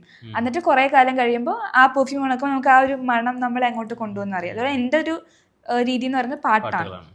എന്നിട്ട് ഞാൻ പാട്ടൊക്കെ കേട്ട് ഇങ്ങനെ ഇറങ്ങുന്ന സ്ഥലത്ത് ഞാൻ actually main character in the movie, അങ്ങനെയാണ് ഞാൻ ഇറങ്ങുന്നത്. ബാഗൊക്കെ വെച്ചിട്ട് ഒറ്റയ്ക്ക് ആ ഒരു ഇൻഡിപെൻഡൻസി, അങ്ങനെ ഞാൻ ഇറങ്ങി. അപ്പം തന്നെ എല്ലാവരും കൂടെ അറ്റാക്ക് ചെയ്യാൻ വന്നു, എൻ്റെ എല്ലാതും പോയി. എന്നിട്ട് ഞാൻ പിന്നെ വീണ്ടും നടക്കാമെന്ന് വിചാരിച്ചു. പോകുന്ന വഴിക്കാണ് ഈ ചെറിയ ചെറിയ സ്ഥലങ്ങളൊക്കെ ഉണ്ട്. പിന്നെ ഞാൻ ഊബർ ബുക്ക് ചെയ്തു, എൻ്റെ ഹോസ്റ്റലിലോട്ട് ഊബർ ബുക്ക് ചെയ്തു. പിന്നെ കുറച്ച് എക്കണോമിക്കൽ ആയതുകൊണ്ട് ഞാൻ റാപ്പിഡോ ആണ് എടുത്തത്. അപ്പോൾ ബൈക്ക് ടാക്സി ആണല്ലോ, അപ്പോൾ പുള്ളി എന്നെയും കൊണ്ട് എവിടെയോ ലൈക്ക് എൻ്റെ ഇത് പാർക്ക് സ്ട്രീറ്റ് ആണ്, അപ്പോൾ പാർക്ക് സ്ട്രീറ്റ് കൊണ്ട് ഇറക്കി. എൻ്റെ ലൊക്കേഷൻ കറക്റ്റാണ് കാണിച്ചത്, അവിടെ ഇറങ്ങി. എന്നിട്ട് ഞാൻ പുള്ളിക്ക് പൈസ കൊടുത്തു, താങ്ക് യു എന്നൊക്കെ പറഞ്ഞ് വിട്ടു. അവിടെ ഫുൾ കുറേ ആൾക്കാർ രാവിലെയാണ് എത്തുന്നത്. അപ്പോൾ ഇങ്ങനെ കുറേ പേര് ഇങ്ങനെ ചായ കുടിച്ചിട്ട് റാൻഡം കുറേ ചേട്ടന്മാർ നിൽക്കുന്നുണ്ട്. അത് കഴിഞ്ഞിട്ട് ഞാൻ അവിടെ ഇങ്ങനെ ഞാൻ എൻ്റെ ലൊക്കേഷൻ ഉണ്ടല്ലോ, നമ്മൾ ഫുൾ ഗൂഗിൾ മാപ്പ് വെച്ചിട്ടാണ് ജീവിക്കുന്നത്. ഈ ലൊക്കേഷൻ വെച്ചിട്ട് എൻ്റെ ഹോസ്റ്റൽ തപ്പിക്കൊണ്ടിരിക്കുകയാണ്, പക്ഷെ എവിടെയും കാണുന്നില്ല. അവർ actually you have actually reached your location എന്നാണ് ഗൂഗിൾ മാപ്പ് എന്നോട് എത്തിയെന്ന് പറഞ്ഞു. പക്ഷെ എത്തിയെന്ന് പറഞ്ഞിട്ട് എനിക്ക് എൻ്റെ സ്ഥലം കാണുന്നില്ല. ഞാൻ കുറേ നോക്കി, അവിടുത്തെ ആൾക്കാരോടൊക്കെ ചോദിച്ചു. അവിടെ ഹിന്ദിയല്ല ബംഗാളിയാണ് ലാംഗ്വേജ്, എനിക്ക് ഇംഗ്ലീഷ് മാത്രമേ അറിയുള്ളൂ, പിന്നെ മലയാളം. പിന്നെ മലയാളം പറഞ്ഞിട്ട് കാര്യമില്ല. അപ്പോൾ ഇംഗ്ലീഷ് പറഞ്ഞാൽ അവരെങ്ങനെ അറിയാം ഹിന്ദി പോലും, അപ്പോൾ ഹിന്ദി പറഞ്ഞാൽ ബംഗാളി പോലും. അത് നമ്മൾ ടെസ്റ്റ് ചെയ്യുന്ന പോലെയാണ്, അവർക്ക് മനസ്സിലാവും. കൊൽക്കത്ത പിന്നെ ടൂറിസ്റ്റ് സ്പോട്ടാണല്ലോ, ചിലവർ ഇംഗ്ലീഷ് പറയുന്നുണ്ട്, എന്നാലും അവർക്കൊന്നും ഞാൻ ചോദിക്കുന്ന ഹോസ്റ്റൽ മനസ്സിലാവുന്നില്ല. ബാക്കി എല്ലാവരും ബംഗാളീസാണ്. ആ ലാംഗ്വേജ് നമുക്ക് ലൈക്ക് ഒന്നും റിലേറ്റബിളേ അല്ല. അത് കഴിഞ്ഞിട്ട് ഞാൻ അവിടെ ഇറങ്ങിയിട്ട് കുറേ തപ്പി. ഒരു മണിക്കൂർ കഴിഞ്ഞു എനിക്ക് ദേഷ്യം വന്നാൽ പെട്ടെന്ന് കരച്ചിലാണ് വരിക. 2.5 മണിക്കൂർ, ആ ഒരു 3 മണിക്കൂറോളം ഞാൻ അവിടെ കിടന്ന് ഇങ്ങനെ യെസ്. ഒന്നാമത്തെ കാര്യം ഞാൻ ഉറങ്ങിയിട്ടില്ല നേരെ. പിന്നെ വേറൊരു കാര്യം, ഫുഡ് കഴിച്ചിട്ടില്ല. രാവിലെ എത്തിയതാണല്ലോ, രാവിലെ ഫുഡ് ഭയങ്കര മാൻഡേറ്ററി, അതായത് ഫുഡും കഴിച്ചിട്ടില്ല. പിന്നെ അത് ഭയങ്കര സ്ട്രെസ്സാണ്. ഇവിടെ എത്തിയിട്ടൊന്നും നമുക്ക് ആ താമസ സ്ഥലം നമുക്കൊന്ന് ബാഗ് കൊണ്ട് വെക്കണം, എന്നാലും നമുക്കൊരു സമാധാനം കിട്ടുക. അത് കിട്ടുന്നില്ല. എന്നിട്ട് ഞാൻ കുറേ നോക്കി, ആ വഴി ചുറ്റും ഈ വഴി ചുറ്റും. ബേസിക്കലി 1 കിലോമീറ്റർ സർക്കംഫറൻസിൽ ഒരു 3 മണിക്കൂർ ഞാൻ കിടന്ന് കറങ്ങി. എന്നിട്ട് വീട്ടിൽ വിളിച്ചിട്ട് പറഞ്ഞു, എത്തിയ സോൾ സെറ്റ്, ഞാൻ എത്തി, ബാഗ് വെച്ചു, അങ്ങനെയൊക്കെ പറഞ്ഞു. അവർക്ക് സമാധാനമാണല്ലോ. അപ്പോഴത്തേക്കും ആൾക്കാർക്ക് മനസ്സിലായി ഞാൻ ലൊക്കേഷൻ തപ്പി നടക്കാണ്. അപ്പൊ വീണ്ടും അവിടെ നിൽക്കുന്ന ആൾക്കാരെ സംബന്ധിച്ച് ഇങ്ങനെ ഒരാൾ ഇങ്ങനെ ശരിക്കും അവരെന്നോട് ചോദിച്ചു. എന്നിട്ട് എന്നോട് ഏക്കാന്നൊക്കെ ചോദിച്ചു ഒരു ചേട്ടൻ. ഞാനൊന്നും പറഞ്ഞില്ല. അയാളൊരു ലൊക്കേഷൻ പറഞ്ഞത്, ഞാൻ അങ്ങോട്ട് പോയിക്കാൻ അതല്ല അപ്പുറത്താണെന്ന് പറയും. അങ്ങനെ ലാസ്റ്റ് അവർ തമ്മിൽ സംസാരിക്കാൻ തുടങ്ങി, എന്താണ് ഈ കുട്ടി കാണിക്കുന്നത്. എനിക്ക് മനസ്സിലായത് അങ്ങനെയാണ്. അതിന് അപ്പുറത്തുള്ള വേറെ ലൈക്ക്, എന്നിട്ട് അവരിന് പറഞ്ഞു അവിടെ ഹോട്ടലുണ്ട്, ഇവിടെ ഹോട്ടലുണ്ട്. അവിടെ ആക്ച്വലി ഒരു പാർക്ക് സ്ട്രീറ്റ് ആണ്, ഭയങ്കര ഫേമസ് ആണ് കൊൽക്കത്തയിൽ. ഈ പബ്ബുകളും നൈറ്റ് ലൈഫ് ഉള്ള ഒരുപാട് സ്ഥലമാണ്. ഞാൻ അതുകൊണ്ടാണ് ചൂസ് ചെയ്ത്, കാരണം രാത്രി പെട്ട് പോകേണ്ട, ഊബർ സർവീസ് അതൊക്കെ ഉണ്ട് എന്ന് പറഞ്ഞിട്ട്. പിന്നെ കൊൽക്കത്തയിൽ ഇപ്പം അതൊരു സമാധാനമാണ്, ഊബർ ഉണ്ട്, എങ്ങനെയെങ്കിലും തിരിച്ച് ലൊക്കേഷൻ എത്താം. എന്നിട്ട് ഞാൻ കുറെ തപ്പി. എന്നിട്ട് ഞാൻ പറയട്ടെ, ഇതിനു മുമ്പ് ഞാൻ ഇവരെ വിളിച്ചു, ഈ അവിടുത്തെ റിസപ്ഷനിസ്റ്റ് വിളിച്ചു, അവരെ എടുക്കുന്നില്ല. ഞാൻ കുറെ വിളിച്ചു, അവർ കിടന്ന് ഉറങ്ങാൻ തോന്നുന്നു. എന്നിട്ട് ഒരു 3 മണിക്കൂർ കഴിഞ്ഞിട്ടാണ് പുള്ളി എന്നെ വിളിക്കുന്നത്. എന്നിട്ട് പറഞ്ഞു ആ ലൊക്കേഷൻ അല്ല, വേറെ ലൊക്കേഷൻ ആണെന്ന്. എന്നിട്ട് എനിക്ക് ടെക്സ്റ്റ് അയച്ചു. എന്നിട്ട് ഞാൻ അത് കഷ്ടപ്പെട്ട് കണ്ടുപിടിച്ചപ്പോൾ ഒരു കുഞ്ഞു വഴി കൂടെ പോയിട്ട് മേലോട്ട് പോകുന്ന ഒരു സ്ഥലമാണ്. ഒരു ഗേറ്റ്, അത് കണ്ട ഒരിക്കലും ആർക്കും അറിയില്ല ഇവിടെ ഒരു ഹോസ്റ്റൽ ഉണ്ട് എന്ന് തന്നെ. പക്ഷെ ഉള്ളതൊക്കെ ഭയങ്കര സെറ്റപ്പാണ്. പക്ഷെ കുഞ്ഞു വഴി കൂടെ പോകണം, അവിടെ ഫുൾ ഡ്രെയിനേജ് ഏരിയ പോലത്തെയാണ്. ആ വഴി കൂടെയാണ് ഞാൻ പോകുന്നത്. അപ്പം തന്നെ എൻ്റെ ഒന്നാമത് ഞാൻ പിന്നെ സ്ട്രഗിൾ കുറേ കരഞ്ഞു. ആ നടു റൂട്ടിലൊന്നും ഞാൻ കരയായിരുന്നു. എനിക്ക് സ്ഥലം കിട്ടുന്നില്ല, ഇനി എന്താ ചെയ്യുക, ആരോടും പറയാൻ പറ്റില്ല, അതാണ് പറ്റില്ല. പിന്നെ ഇതാണ് ഏറ്റവും വലിയൊരു ഡീമെറിറ്റ് ഞാൻ സോളോ ട്രാവൽ ചെയ്യുമ്പോൾ എനിക്ക് മനസ്സിലായത്. കൂടെ ആരുമില്ല ഒന്ന് ഷെയർ ചെയ്യാൻ വേണ്ടിയിട്ട്. ഭയങ്കര നമ്മളങ്ങനെ ഒറ്റയ്ക്ക് ഒന്നും ചെയ്യാൻ ഭയങ്കര ഹെൽപ്ലെസ് ആയിട്ടൊരു സിറ്റുവേഷൻ ആയിരുന്നു. ഞാൻ അവിടെ നിന്ന് കരഞ്ഞു. എന്നിട്ട് പിന്നെ വേറെ ഒന്നും ചെയ്യാനില്ലല്ലോ. പുള്ളി വിളിച്ചപ്പോൾ ഞാൻ താങ്ക് ഗോഡ് എന്ന് പറഞ്ഞിട്ട് ഞാൻ ആ വഴി പോയി. അപ്പോഴാണ് ഈ ഡ്രെയിനേജിൻ്റെ സ്ഥലങ്ങൾ കാണുന്നത്. അപ്പോഴും വേണ്ടി ഞാൻ വിഷമമായി. പിന്നെ മേലെ കയറിയപ്പോൾ ഒന്ന് സെറ്റായി. അവിടെ കയറിയിട്ട് പിന്നെ ഞാനിങ്ങനെ ആകെ, ഹോസ്റ്റൽ ഭയങ്കര നല്ലതായിരുന്നു. അവിടുത്തെ ഹോസ്റ്റും അത്യാവശ്യം ലൈക്ക് ഇതല്ലാതെ ബാക്കിയെല്ലാം നല്ലതായിരുന്നു. എന്നിട്ട് ഞാൻ അവിടുത്തെ ആൾക്കാരോട് ഇങ്ങനെ ചോദിച്ചു, നിങ്ങൾക്ക് ഇങ്ങനെ ലൊക്കേഷൻ കണ്ടുപിടിക്കാൻ ബുദ്ധിമുട്ടുണ്ടായിരുന്നു? അവർ പറഞ്ഞു ഞങ്ങൾ നേരത്തെ ആളോട് ചോദിച്ചിട്ട് ലൊക്കേഷൻ വാങ്ങിച്ചു വെച്ചു എന്നൊക്കെ പറഞ്ഞു. അപ്പം ഞാനിങ്ങനെ വേണ്ടായിരുന്നില്ല അങ്ങനെയായിരുന്നു. പിന്നെ അവിടുത്തെ ആൾക്കാരും ഭയങ്കര കോമഡി ആയിരുന്നു. അവിടെ ഒരു കുട്ടി ഉണ്ടായിരുന്നു, അവള് വെസ്റ്റ് ബംഗാളിൽ തന്നെയാണ് വീട്, ലൈക്ക് കൊൽക്കത്ത തന്നെ വീട്. പക്ഷെ ആ കുട്ടി വീട്ടിൽ കല്യാണം പ്രഷറൈസ് ചെയ്യുന്നു എന്ന് പറഞ്ഞിട്ട് അവിടെ നിന്ന് താമസിക്കുന്നത് ഹോസ്റ്റലിൽ. പക്ഷേ അവിടുത്തെ പൈസ അവിടെ നിന്ന് ചെറിയ എന്തോ വർക്ക് ചെയ്യുന്നുണ്ട്, ചെറുതായിട്ടാണ് ചെയ്യുന്നത്. അപ്പൊ പൈസ ഇല്ലാത്ത സമയത്ത് വീട്ടിൽ പോകും. അപ്പൊ ഇങ്ങനെ വീട്ടിൽ കുറെ ചീത്ത പറഞ്ഞ് പിന്നെ വീട്ടുകാരുടെ കുറച്ച് പൈസ വാങ്ങിച്ച് നേരെ ഇവിടെ വന്ന് താമസിക്കും. രാവിലെ തൊട്ട് വൈകുന്നേരം വരെ വെറുതെ അവിടെ ഇരിക്കും. അതാണ് കുട്ടിയുടെ പേർപ്പസ്. ഞാനിങ്ങനെ ഓരോരോ പേഴ്സണാലിറ്റീസ് നമ്മൾ കാണുമ്പോഴേ, കല്യാണം പ്രഷർ കൊണ്ട് ഹോസ്റ്റലിൽ വന്ന് താമസിക്കുകയാണ്. അതാകുമ്പോൾ അവള് പറയുന്നത് ഇങ്ങനെ നിങ്ങളെപ്പോലെ കുറെ പേരെ കാണാൻ പറ്റും.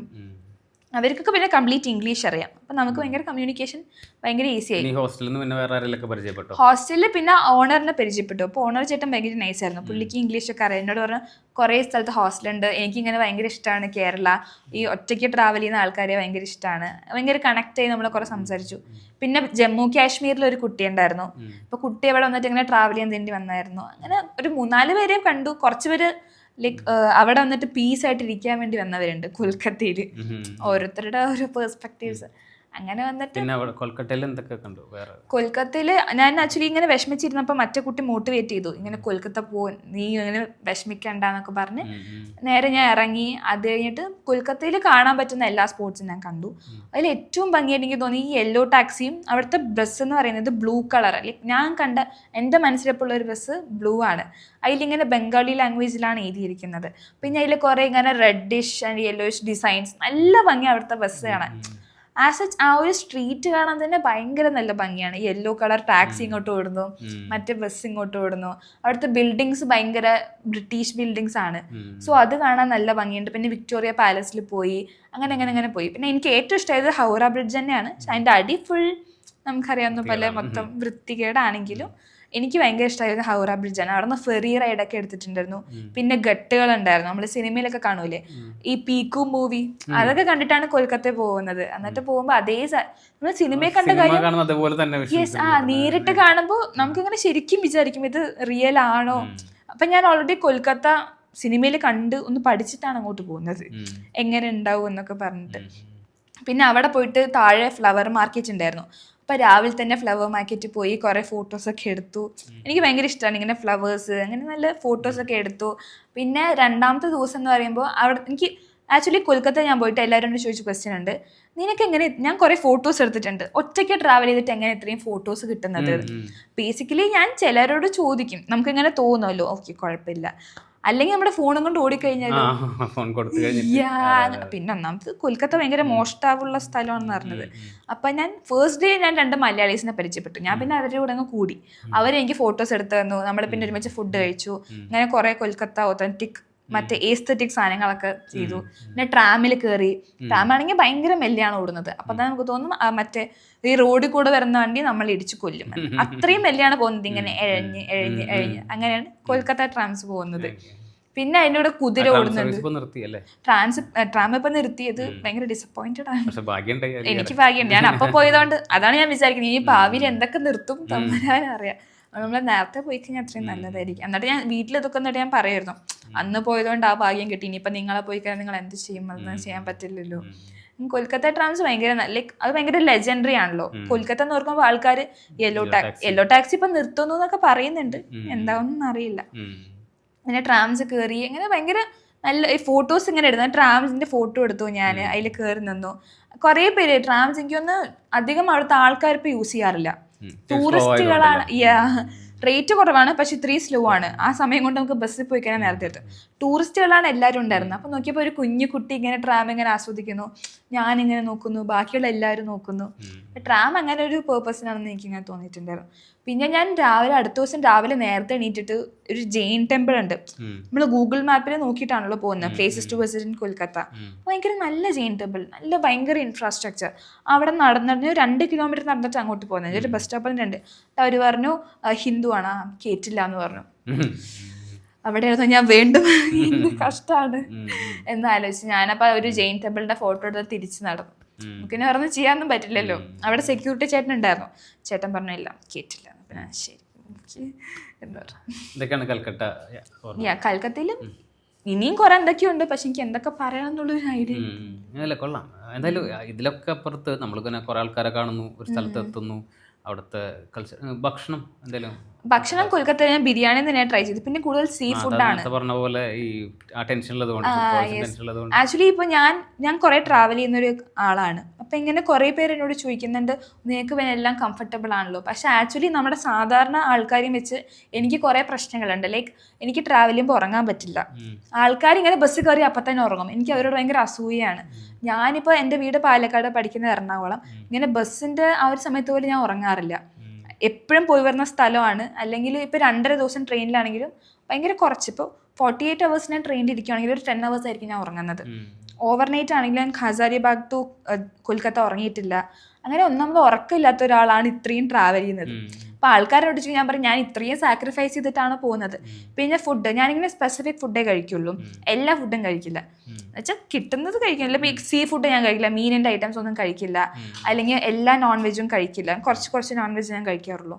അപ്പോൾ അതും എനിക്ക് ഭയങ്കര ബുദ്ധിമുട്ടാണ്. ഒരു സ്ഥലത്ത് പോയി കഴിഞ്ഞാൽ ട്രാവലേഴ്സ് എങ്ങനെ ചെയ്യാറ്, അവിടെ പോയി കഴിഞ്ഞാൽ അവിടുത്തെ ഫുഡ് കഴിച്ച് ജീവിക്കും. പക്ഷെ എനിക്കത് കഴിക്കാൻ പറ്റില്ല. നമുക്ക് ഭയങ്കര സ്ട്രെയിഞ്ച് ആണ് അങ്ങനെ. എനിക്കറിയില്ല, അല്ലെങ്കിൽ ഉള്ളത് വെച്ച്. അതുകൊണ്ട് ഞാൻ എപ്പോഴും പോകുമ്പോൾ ബ്രെഡും മാഗിയായിട്ടൊക്കെയാണ് പോവാറ്. അപ്പം അങ്ങനെ ഭയങ്കര ഒരു ഡീമെറിറ്റ് ഉണ്ട്. ലൈക്ക് എല്ലാ ട്രാവലേഴ്സും എല്ലാവരും പോയി ലൈക്ക്, പക്ഷെ ഞാനത് അഡാപ്റ്റഡ് ആണ്. ഉറങ്ങാതെ എന്നെ കൊണ്ട് ട്രാവൽ ചെയ്യാൻ പറ്റുന്നുണ്ട്. ഫുഡ് അവിടുത്തെ കഴിക്കാതെ എൻ്റെ അടുത്തുള്ളത് വെച്ച് ഞാൻ സാറ്റിസ്ഫൈ ചെയ്യുന്നുണ്ട്. എവിടെ പോയാലും ബിസ്ക്കറ്റും ബ്രെഡും ഒക്കെ വാങ്ങി കിട്ടുമല്ലോ, അപ്പം ഞാൻ അതൊക്കെ വെച്ച് അങ്ങ് ജീവിക്കുന്നതാണ്. പിന്നെ എന്തായിരുന്നു മറ്റേ തിരിച്ചുള്ള യാത്ര? തിരിച്ചുള്ള യാത്രയാണ്. ഞാൻ എന്നിട്ട് തിരിച്ച് ഞാൻ വീണ്ടും ഹസാരിബാഗിലോട്ടാണ് പോകുന്നത്. ആക്ച്വലി കൊൽക്കത്തയിൽ നിന്ന് നേരെ ഇങ്ങോട്ട് വരുന്നില്ല, കാരണം കൊൽക്കത്ത എൻ്റെ പ്ലാനിലില്ലാത്ത കാര്യമാണ്. അങ്ങനെയാണെങ്കിൽ ഞാൻ പിന്നെ ഹൗറ റെയിൽവേ സ്റ്റേഷനൊക്കെ കാണാൻ പോയായിരുന്നു. ലൈക്ക് ഇന്ത്യയിലെ ഏറ്റവും വലിയ റെയിൽവേ സ്റ്റേഷനാണ് ഹൗറ. ഒരുപാട് പ്ലാറ്റ്ഫോംസ് ഉണ്ട്. അപ്പം എന്തായാലും കാണണം എന്ന് വിചാരിച്ച് ഞാൻ പോയി. എന്നിട്ട് ഇങ്ങനെ കുറച്ച് ആ വഴിയൊക്കെ പോയി തിരിച്ചു വന്നു. പിന്നെ ഞാൻ അവിടുന്ന് വീണ്ടും തിരിച്ച് ബസ്സിലാണ് ഇങ്ങോട്ട് വരുന്നത്. രാത്രി കയറി രാവിലെ എത്തി. എന്നിട്ട് രാത്രി കയറിയ ബസ്സും എന്താ ഞാനിങ്ങനെ ഫുൾ വിഷമിച്ചിട്ടിരിക്കുകയാണ്. എനിക്ക് കൊൽക്കത്ത ഞാൻ മിസ് ചെയ്യും. അപ്പോഴും ഞാൻ ആ പാട്ടായിട്ട് ഇങ്ങനെ സാഡായിട്ട് ഇങ്ങനെ വിൻഡോ സീറ്റിലൊക്കെ നോക്കി ഇങ്ങനെ കുറേ നേരം ഇരുന്നു. പിന്നെ ഞാൻ കുറച്ച് ഷോപ്പിംഗ് ഒക്കെ, എനിക്ക് ഷോപ്പിംഗ് ചെയ്യാൻ ഇഷ്ടമല്ല, പക്ഷെ എൻ്റെ പരിചയപ്പെട്ട റൂംമേറ്റ് ഉണ്ടായിരുന്നു. അവൾ എന്നെയും കൊണ്ട് പോയിട്ട് ഇങ്ങനെ കുറേ സാധനങ്ങൾ വാങ്ങിച്ചു വന്നു. അല്ലെങ്കിൽ എന്നെ തന്നെ മോഷിച്ചിട്ട് പോകുന്ന ആൾക്കറിയാം, കാരണം അത്രയും തിരക്കാണ്. എസ്പ്ലനേഡ് എന്ന് പറഞ്ഞൊരു മാർക്കറ്റാണ്, പക്ഷെ നല്ല രസമുണ്ട്. ഭയങ്കര വിലക്കുറവിൽ നമുക്ക് എല്ലാ സാധനങ്ങളും കിട്ടും. അതിലായിട്ടാണ് തിരിച്ചു പോകുന്നത്. പിന്നെ സ്വീറ്റ്സ് ഞാൻ കുറേ വാങ്ങിച്ചു. ആ ചേച്ചിക്കും ചേച്ചിയുടെ കൂടുതലുള്ള ആൾക്കാർക്ക് കുറേ. വീട്ടിലോട്ട് കൊണ്ടുവരാൻ പറ്റില്ല, കാരണം അപ്പോഴത്തേക്കും കേടുവന്ന് പോകും. എന്നിട്ട് ഞാൻ ചിലത് ഒരു ലൈക്ക് അവർ പറഞ്ഞു ചിലത് മാത്രം 2 ആഴ്ച നിൽക്കുന്നു, അത് ഞാൻ വീട്ടിലേക്ക് കൊണ്ടുവന്നു. അങ്ങനെ കൊൽക്കത്തയിലെ സ്വീറ്റ്സ് ഭയങ്കര ഫേമസ് ആണ്, ലൈക്ക് ഭയങ്കര ഫേമസ്. ഞാൻ ഏറ്റവും ഫേമസ് ആയിട്ടുള്ള കടയിൽ പോയിട്ട് പൈസ വീട്ടിൽ ചോദിച്ചു, സ്വീറ്റ്സ് വാങ്ങുന്നതിൻ്റെ പൈസ അയച്ചതാണെന്ന് പറഞ്ഞു. അവർക്കാണല്ലോ കൊണ്ടുവന്നത്. എന്നിട്ട് എക്സ്ട്രാ കുറച്ച് പൈസയൊക്കെ പറഞ്ഞാൽ പൈസയൊക്കെ വാങ്ങിച്ച് എങ്ങനെ ട്രാവൽ ചെയ്ത് നേരെ ഹസാരിബാഗിലെത്തി. എന്നിട്ട് ട്രെയിൻ ടിക്കറ്റ് ഞാൻ പറഞ്ഞാൽ ഓഫ്ലൈൻ ടിക്കറ്റ് എടുത്തത്, അത് കൺഫേം ആയിട്ടില്ല. അപ്പം എൻ്റെ മനസ്സിലിങ്ങനെ ഭയങ്കര പേടിയാണ്. RAC എങ്കിലും ആയിക്കഴിഞ്ഞാൽ എന്താ നമുക്ക് ഇരിക്കാൻ ഒരു സീറ്റ് ഉണ്ട്, ഇത് RAC ആയിട്ടില്ല. അപ്പം ഞാൻ ഹസാരിബാഗിൽ നിന്ന് രാവിലെ ഇറങ്ങിയിട്ട് പിന്നെ റാഞ്ചി എത്തുന്നത് അത്യാവശ്യം നല്ല ഡിലേ, ബസ് കിട്ടിയില്ല, ഓട്ടോ കിട്ടിയില്ല, അങ്ങനെ. അതുകൊണ്ടാണ് രാവിലെ തന്നെ ഇറങ്ങിയത്. ഒരു ശരിക്കും അത്ര ദൂരം ഇല്ലെങ്കിലും നമുക്ക് എത്താൻ സമയമെടുക്കും. എന്നിട്ട് രാവിലെ ഇറങ്ങിയിട്ട് ഒരു വൈകുന്നേരം ആകുമ്പോഴാണ് നമ്മൾ റാഞ്ചിയിലെത്തുന്നത്. റാഞ്ചിയിൽ നിന്നാണ് തിരിച്ച് പാലക്കാടിലോട്ടുള്ള ട്രെയിന്. അത് ഒറ്റ ട്രെയിനാണല്ലോ. എന്നിട്ട് ഞാൻ ട്രെയിൻ കയറുന്നതിന് മുമ്പ് എനിക്കറിയാം, ഞാനിങ്ങനെ ഫോൺ നോക്കിക്കൊണ്ടിരിക്കുകയാണ്, ഫുൾ ഫോൺ നോക്കിക്കൊണ്ടിരിക്കുകയാണ്. ടിക്കറ്റ് ഒന്ന് കൺഫേം ആവണേ. പക്ഷെ ടിക്കറ്റ് കൺഫേം ആയിട്ടേ ഇല്ല. ലാസ്റ്റ് അവർ ചാർട്ട് പ്രിപ്പയർ ചെയ്തു, വെയിറ്റിംഗ് ലിസ്റ്റ് 2. എനിക്ക് ടിക്കറ്റ് ഇല്ല. പക്ഷെ എനിക്ക് സാധാരണ ഗതിയിൽ നമ്മൾ ഓൺലൈൻ ടിക്കറ്റ് ബുക്ക് ചെയ്യുകയാണെങ്കിൽ വെയിറ്റിംഗ് ലിസ്റ്റ് ആണെങ്കിൽ കയറാൻ പറ്റില്ല. പക്ഷെ ഞാൻ ഓഫ്ലൈൻ ആയതുകൊണ്ട് ഭാഗ്യത്തിന് കയറാൻ പറ്റും. അപ്പം ഞാൻ ശരി ട്രെയിനിൽ കയറി കഴിഞ്ഞിട്ട് കിട്ടുമായിരിക്കും എന്ന് വിചാരിച്ചു. അല്ലെങ്കിൽ TTRയുടെ കാല് പിടിക്കുക, ഒറ്റയ്ക്കാണ്, പെൺകുട്ടിയാണ്, മറ്റേ ഇമോഷണൽ പ്രിവിലേജ് തന്നെ ആക്ച്വലി നമുക്ക് തന്നെ പറയാൻ പറ്റും. ആ സാധനം പറഞ്ഞ് ചെയ്യാമെന്ന് വിചാരിച്ചു. എന്നിട്ട് ഞാൻ പിന്നെ ആലോചിച്ചു, ഞാൻ അവിടെ നിന്ന് പരിചയപ്പെട്ട ഒരു ആളുണ്ട് ലൈക്ക് കൊൽക്കത്തയിൽ നിന്ന്. അപ്പോൾ പുള്ളി ഇങ്ങനെ കുറേ ട്രാവൽ ചെയ്യുന്ന ആൾ. പിന്നെ ചോദിച്ചു എന്താ ചെയ്യുക, അപ്പോൾ നീ ഫ്ലൈറ്റ് എടുത്ത് നോക്കുന്നു. ഫ്ലൈറ്റ് എന്നൊക്കെ പറഞ്ഞാൽ എൻ്റെ വീട്ടുകാർ അപ്പം തന്നെ ഓടിക്കും, ഞാൻ ഫ്ലൈറ്റ് ഒന്നും പറഞ്ഞില്ല. എന്നിട്ട് ഞാൻ ശരിയെന്ന് പറഞ്ഞു. പിന്നെ വീട്ടിലും പറയാൻ പറ്റില്ലല്ലോ, ടിക്കറ്റ് കൺഫേം ആയില്ല. ഓൾറെഡി പറഞ്ഞ ടിക്കറ്റ് അങ്ങോട്ടും ഇങ്ങോട്ടുള്ള ടിക്കറ്റ് അവർക്ക് കാണിച്ചു കൊടുത്തു, ഇതാണ് ടിക്കറ്റ്, ഇത് കൺഫേം ആക്കി തരും, എല്ലാം സെറ്റാണ്, അങ്ങനെയൊക്കെ പറഞ്ഞിട്ടാണ് എന്നെ ഇങ്ങോട്ട് വിടുന്നത് തന്നെ. ലൈക്ക് വീട്ടുകാരുടെ കൺസേൺ എനിക്ക് മനസ്സിലാവും, പക്ഷെ എന്നാലും എൻ്റെ ഒരു പ്രയോറിറ്റി ഇതായിപ്പോയി. എനിക്കറിയാം ഞാൻ ചെയ്യുന്നത് കുറച്ചൊക്കെ തെറ്റാണ്, അങ്ങനത്തെ അറിയാം. പക്ഷെ എന്നാലും ഇതൊക്കെ ഇപ്പൊ ചെയ്യാൻ പറ്റുള്ളൂ. ചെയ്യുന്നതിൽ തെറ്റൊന്നുമില്ല. ചെറിയ ചെറിയ സാക്രിഫൈസ് അവര് സാക്രിഫൈസ് ചെയ്യുന്നു. ഞാൻ കാരണം ഒരുപാട് ബുദ്ധിമുട്ടുണ്ട്. Yes, I agree. എന്നിട്ട് ഞാൻ ഇവിടുന്ന് കയറി റാഞ്ചി എത്തിയല്ലോ. എന്നിട്ട് എനിക്ക് ടിക്കറ്റ്, ഞാൻ പിന്നെ ഒരു വഴിയില്ല, നേരെ ട്രെയിൻ ഏതെങ്കിലും ഒരു ബോഗി പോവാന്ന്. എന്നിട്ട് ഞാനിങ്ങനെ നമ്മൾ നിൽക്കുമല്ലോ, 3rd AC ആണ് ഞാൻ ബുക്ക് ചെയ്തത്. ആ സമയത്ത് ഇങ്ങനെ കുറച്ച് കണ്ടാൽ കുഴപ്പമില്ല, അങ്ങനത്തെ ആൾക്കാരുടെ കൂടെ പോയി നിന്നു. നമുക്ക് ഏത് ബോഗി വേണമെങ്കിലും കയറാം, ടിക്കറ്റ് ഇല്ലാത്തതുകൊണ്ട്. ഇപ്പൊ 3rd AC എങ്ങനെ കണ്ടാൽ കുഴപ്പമില്ല, ഓക്കെ എന്നാൽ ഇവരുടെ കൂടെ കയറാം എന്ന് പറഞ്ഞ് അവരുടെ കൂടെ കയറി. പക്ഷെ അവരൊന്നും എന്നെ മൈൻഡ് ചെയ്യാണ്ട് ആ വഴി ഞാൻ വിചാരിച്ചു എന്നോട് മൈൻഡ് ചെയ്യും മോളെ, ആ ഒരു ഇതുണ്ടാവെന്ന് വിചാരിച്ചു. പിന്നെ ഞാൻ മലയാളീസിനെ കാണുന്ന ഒരുപാട് ആഗ്രഹിച്ചു. മലയാളീസ് ആയിട്ട് നമുക്ക് കുറച്ചൊരു അവിടെ ഇരിക്കാലോ, പറയാം ഇതാണ് സംഭവം, യെസ് എനിക്ക് കുറച്ച് സീറ്റ് തരൂ, ഇരുന്നാൽ മതി, കിടക്കണ്ട, അങ്ങനെയൊക്കെ പറയാമെന്ന് വിചാരിച്ചു. പക്ഷെ ആ ട്രെയിനിലെ മലയാളീസിനെ കണ്ടില്ല. 3rd AC മൊത്തത്തിൽ തന്നെ മലയാളീസ് ഉണ്ടായിരുന്നില്ല. എന്താ അറിയില്ല, അത് ഒരു എവിടെ പോയാലും മലയാളീസ് ഉണ്ടെന്ന് പറഞ്ഞാൽ ഞാനത് ഡിസഗ്രി ചെയ്യുന്നു. ഈ സ്ഥലത്ത് മലയാളീസ് ഉണ്ടായിരുന്നില്ല, ജാർഖണ്ഡിലും മലയാളീസ് ഉണ്ടായിരുന്നില്ല, എനിക്ക് ഹസാരിബാഗിലും ഉണ്ടായിരുന്നില്ല. എന്നിട്ട് ഞാൻ പിന്നെ ട്രെയിൻ കയറി കുറച്ച് നേരം ഇങ്ങനെ ചില സീറ്റൊക്കെ ഫ്രീ ആയിരുന്നു. അപ്പോൾ ആ സീറ്റിലെ ബാഗും ഉണ്ട്, ഞാനും ഉണ്ട്. വലിയ കുറേ ബാഗ് ഉണ്ടായിരുന്നു, 2.5-3 ആഴ്ചത്തോളം ലഗേജ് ഉണ്ടല്ലോ. എൻ്റെ ക്ലാസ്സും കട്ട് ചെയ്തിട്ടാണ് ഞാൻ വന്നിരിക്കുന്നത്. കുറച്ച് ദിവസം ലീവ്, പിന്നെ ഒരാഴ്ച ലീവ് എടുത്തിട്ടാണ് ഞാൻ വന്നിരിക്കുന്നത്. എൻ്റെ എവിടെയാണ് അറ്റൻഡൻസ് കുറച്ച് ഇഷ്യൂസൊക്കെ ഉള്ളതാണ്. അപ്പം ഞാനിങ്ങനെ എന്ത് ചെയ്യുന്നൊക്കെ ആലോചിച്ച്. പിന്നെ ഫുഡും ഇല്ല, വീട്ടിൽ നിന്ന് വരുമ്പോൾ കുറച്ച് ചപ്പാത്തിയൊക്കെ ആയിട്ടാണ് വന്നത്. തിരിച്ചു പോകുമ്പോൾ നമുക്ക് അങ്ങനത്തെ ഒരു ഇതുമില്ലല്ലോ. പിന്നെ നല്ല തണുപ്പ്, നമ്മൾ ജാക്കറ്റൊക്കെ ഇട്ട്, അപ്പം തന്നെ ഒരു ഏലിയനേറ്റഡ് ഫീലാണ് നമുക്കുള്ളത്. നമ്മൾ ജാക്കറ്റൊക്കെ ഇട്ട് ഇങ്ങനെ ഇരിക്കുമ്പോൾ സമയത്ത് സീറ്റില്ല. കുറച്ച് കഴിഞ്ഞപ്പോൾ ഒരാൾ വന്നിട്ട് എണീക്കാൻ പറഞ്ഞു, എണീച്ചു. നമ്മൾ അപ്പുറത്ത് പോയി സീറ്റ് വരുന്നു. എന്നിട്ട് പിന്നെ കുറേ നേരം നമ്മൾ നിന്നു. അപ്പോൾ അവിടുത്തെ ഒരു ചേട്ടനുണ്ടല്ലോ, പുതപ്പൊക്കെ കൊടുക്കുന്ന ചേട്ടനുണ്ടാവുമല്ലോ, ആ പുള്ളിക്കാരൻ വന്നിട്ട് പറഞ്ഞു ആ ബാഗ് ഞാൻ എൻ്റെ ലോക്കറിൽ സെക്യൂർ ആക്കി വെക്കാം, എന്നിട്ട് സീറ്റ് വന്നാൽ ഞാൻ പറയാം, തൽക്കാലം ഇവിടെ ഇരുന്നോ. പുള്ളിയാണ് എനിക്ക് ആക്ച്വലി കുറച്ച് ഹെൽപ്പ് ചെയ്തുകൊണ്ടിരുന്നത്, ഇവിടെ ഇരുന്നോ മറ്റവിടത്തിരുന്നോ. എന്നിട്ട് ഫസ്റ്റ് ഡേ ഞാൻ പിന്നെ ഉറങ്ങിയില്ല, ഒന്നും ചെയ്യാൻ പറ്റില്ലല്ലോ, സീറ്റ് ഇല്ലാത്തതുകൊണ്ട് ഞാനിങ്ങനെ ട്രെയിനിൻ്റെ വാതിൽക്ക് നിന്നു, കുറച്ച് സിനിമ കണ്ടു. അപ്പോഴേക്കും എൻ്റെ ബാഗ് ഫുള്ള് കൊടുത്തു. അപ്പം ഞാൻ എൻ്റെ കയ്യിലെടുത്തത് ആകെ മൊബൈലും ഒരു ബുക്കും ഇയർഫോൺസും മാത്രമാണ് ഉള്ളത്. എൻ്റെ അടുത്ത് പിന്നെ ഗൂഗിൾ പേ ഉള്ളതുകൊണ്ട് പൈസ ഞാൻ എടുത്തില്ല. ഇത്രയും കാര്യങ്ങൾ വെച്ച് ഞാനിങ്ങനെ അങ്ങോട്ടും ഇങ്ങോട്ടൊക്കെ നടന്നു കുറച്ച് ദിവസം ഇങ്ങനെ. അപ്പോഴേക്കും രാവിലെ കുറച്ച് ദിവസം കഴിഞ്ഞപ്പോഴാണ് നമ്മളിങ്ങനെ ശബരിമല സീസൺ ആയിരുന്നു. ജാനുവരി, ന്യൂ ഇയർ ഒക്കെ എൻ്റെ ആക്ച്വലി ഹസാരിബാഗിലായിരുന്നു. എനിക്ക് പിന്നെ ന്യൂ ഇയറിനോട് വലിയ താല്പര്യമൊന്നുമില്ല. കിടന്നുറങ്ങും, അല്ലാതെ ഇങ്ങനെ പാർട്ടി അങ്ങനത്തെ വലിയ താല്പര്യങ്ങളൊന്നുമില്ല. പിന്നെ ഉറങ്ങും, പിന്നെ രാവിലെ വെച്ചപ്പോൾ new year, happy new year, ആ ഒരു സെറ്റപ്പ് ഉള്ളൂ. തിരിച്ചു വരുന്ന സമയത്ത് ഈ ഹസാരിബാഗ് എന്നാണല്ലോ ന്യൂ ഇയർ കഴിഞ്ഞാൽ. പിന്നെ തിരിച്ചു വരുമ്പോൾ ജാനുവരി 1st വീക്ക് കഴിഞ്ഞിട്ടുണ്ടാവും. അപ്പോൾ ശബരിമല സീസൺ ആണ്. അപ്പോൾ കുറേ പേര് ഇങ്ങനെ മലയ്ക്ക് പോകുന്ന ആൾക്കാർ. അപ്പോൾ ഞാനിങ്ങനെ ചെറുപ്പത്തിൽ മലയ്ക്ക് പോയ ഓർമ്മകളൊക്കെ ഇങ്ങനെ അയവർക്കി ഇങ്ങനെ ഇരുന്നു. അത് കഴിഞ്ഞിട്ട് ഫുൾ ആൾക്കാർ അവിടെ. പിന്നീട് മൊത്തം ഒന്നാമത്തെ കാര്യം അവർ ആലുവക്കാണ് പോകുന്നത്. അവിടെ നിന്നിട്ട് പത്തനംതിട്ടയ്ക്ക് ബസ്. നമുക്കറിയുന്ന ഒരു ലോജിക്കിലാണല്ലോ. ഞാൻ അവനെ ആലോചിച്ചു, ഇവരൊന്നും ഇറങ്ങിപ്പോകാൻ ഒരു ചാൻസും ഇല്ല. അതുകൊണ്ടാണ് എനിക്ക് ടിക്കറ്റ് കൺഫേം ആവാത്തത്. ഇല്ലെങ്കിൽ ആരെങ്കിലും ക്യാൻസൽ ചെയ്താൽ അതെനിക്ക് കിട്ടുമല്ലോ. ഇതിപ്പോൾ ക്യാൻസൽ ചെയ്യാനും വേറെ വഴിയില്ല. ഞാനിങ്ങനെ ഒന്നും ചെയ്യാൻ പറ്റില്ല. എനിക്ക് വെറുതെ ഡിസപ്പോയിന്റഡ്.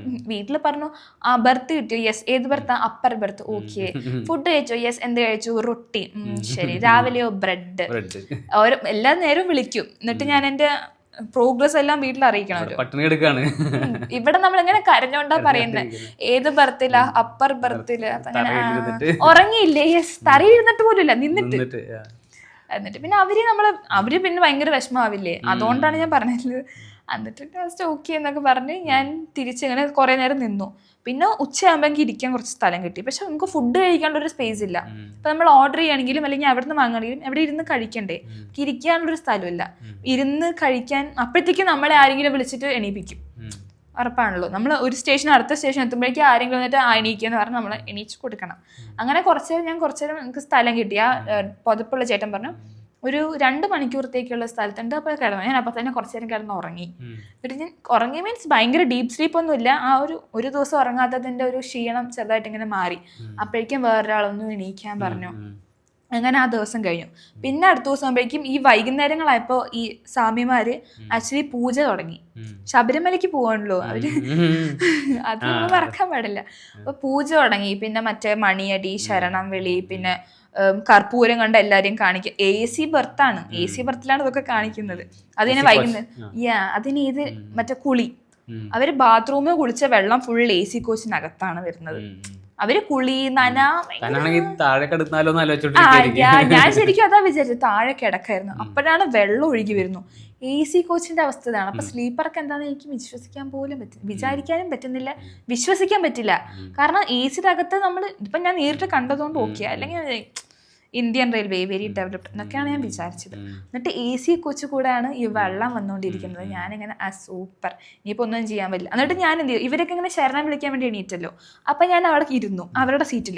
അപ്പം എന്നോട് എണീപ്പിച്ചു വിട്ടു.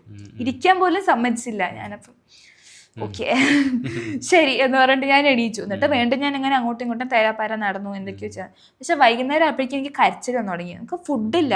ഒരു 1.5 ദിവസത്തോളമായി ഇങ്ങനെ ഒരു ദിവസത്തോളമായി എനിക്ക് ഫുഡ് കഴിക്കാൻ പറ്റാത്ത ഇങ്ങനെ ഫ്രസ്ട്രേഷൻ. ഞാൻ പറയും എനിക്ക് വിഷമമായി കഴിഞ്ഞാൽ ദേഷ്യം വരും, ദേഷ്യം വന്നാൽ കരച്ചിൽ വരും. ഈ ഒരു അൽഗോരിതാണ് എൻ്റെ പോകുന്നത്. എന്നിട്ട് ഞാനിങ്ങനെ കഴിക്കാനും പറ്റുന്നില്ല, ഇങ്ങനെ ഫുൾ എന്തൊക്കെയോ പ്രശ്നങ്ങളായിട്ട് ഇങ്ങനെ ഇരിക്കുകയായിരുന്നു. അത് കഴിഞ്ഞ് പിന്നെ ഒന്നും ചെയ്യാനില്ല. പിന്നെ ഞാൻ എൻ്റെ ഭയങ്കര ക്ലോസ് ആയിട്ടുള്ള 2 സീനിയേഴ്സ് ഉണ്ട്, ദേവിക ചേച്ചി, ആൻഡോ ചേട്ടൻ, അങ്ങനെ കുറേ പേരുണ്ട്. അപ്പോൾ അവരെയൊക്കെ ഞാൻ വിളിച്ചിങ്ങനെ കരയായിരുന്നു. ഞാൻ എന്ത് ചെയ്യും, എനിക്കൊന്നും ചെയ്യാൻ പറ്റില്ല, എനിക്ക് വിശക്കുന്നുണ്ട്, അത് ചെയ്യും ഇത് ചെയ്യും എന്നൊക്കെ പറഞ്ഞ ഫുൾ പ്രശ്നങ്ങൾ. അപ്പം എന്നോട് പറഞ്ഞു ഒന്നും ചെയ്യാനില്ല, ഇനി അടുത്ത തവണ ഞാൻ ഫ്ലൈറ്റ് ബുക്ക് ചെയ്ത് തരാമെന്ന് പറഞ്ഞു. അപ്പം ഞാൻ പറഞ്ഞു ശരി ഓക്കെ, ഇനി ഇങ്ങനത്തെ കാര്യങ്ങളൊന്നും ചെയ്യില്ലല്ലോ, ഇപ്പം എനിക്ക് മനസ്സിലായില്ലേ അങ്ങനെയൊക്കെ പറഞ്ഞു. ഞാൻ പറഞ്ഞു പഠിച്ചില്ലേ, ഇനിയെങ്കിലും നീ കുറച്ച് ഒതുങ്ങിയിരിക്കുമോ? അപ്പം ഞാൻ പറഞ്ഞു യെസ് പഠിച്ചു. എന്നിട്ട് ഞാൻ ഒതുങ്ങിയിരുന്നൊന്നുമില്ല, സ്റ്റിൽ കണ്ടിന്യൂയിങ്. എന്നിട്ട് ദേവിക ചേച്ചി പറഞ്ഞു എന്നൊരു കാര്യം, നീ ചെന്നൈയിൽ ഇറങ്ങിയിട്ട് അവിടെ നിന്ന് ഫ്രഷ് ചെയ്തിട്ട് ബസ്സിൽ പൊക്കോ എന്നൊക്കെ പറഞ്ഞു. ഞാൻ പിന്നെ വിചാരിച്ചില്ല, ഓൾറെഡി എൻ്റെ പൈസയും കൊടുത്തതാണ് ഈ ടിക്കറ്റിന്റെ. 3,000 or 4,000 rupees കൊടുത്തതുമാണ്.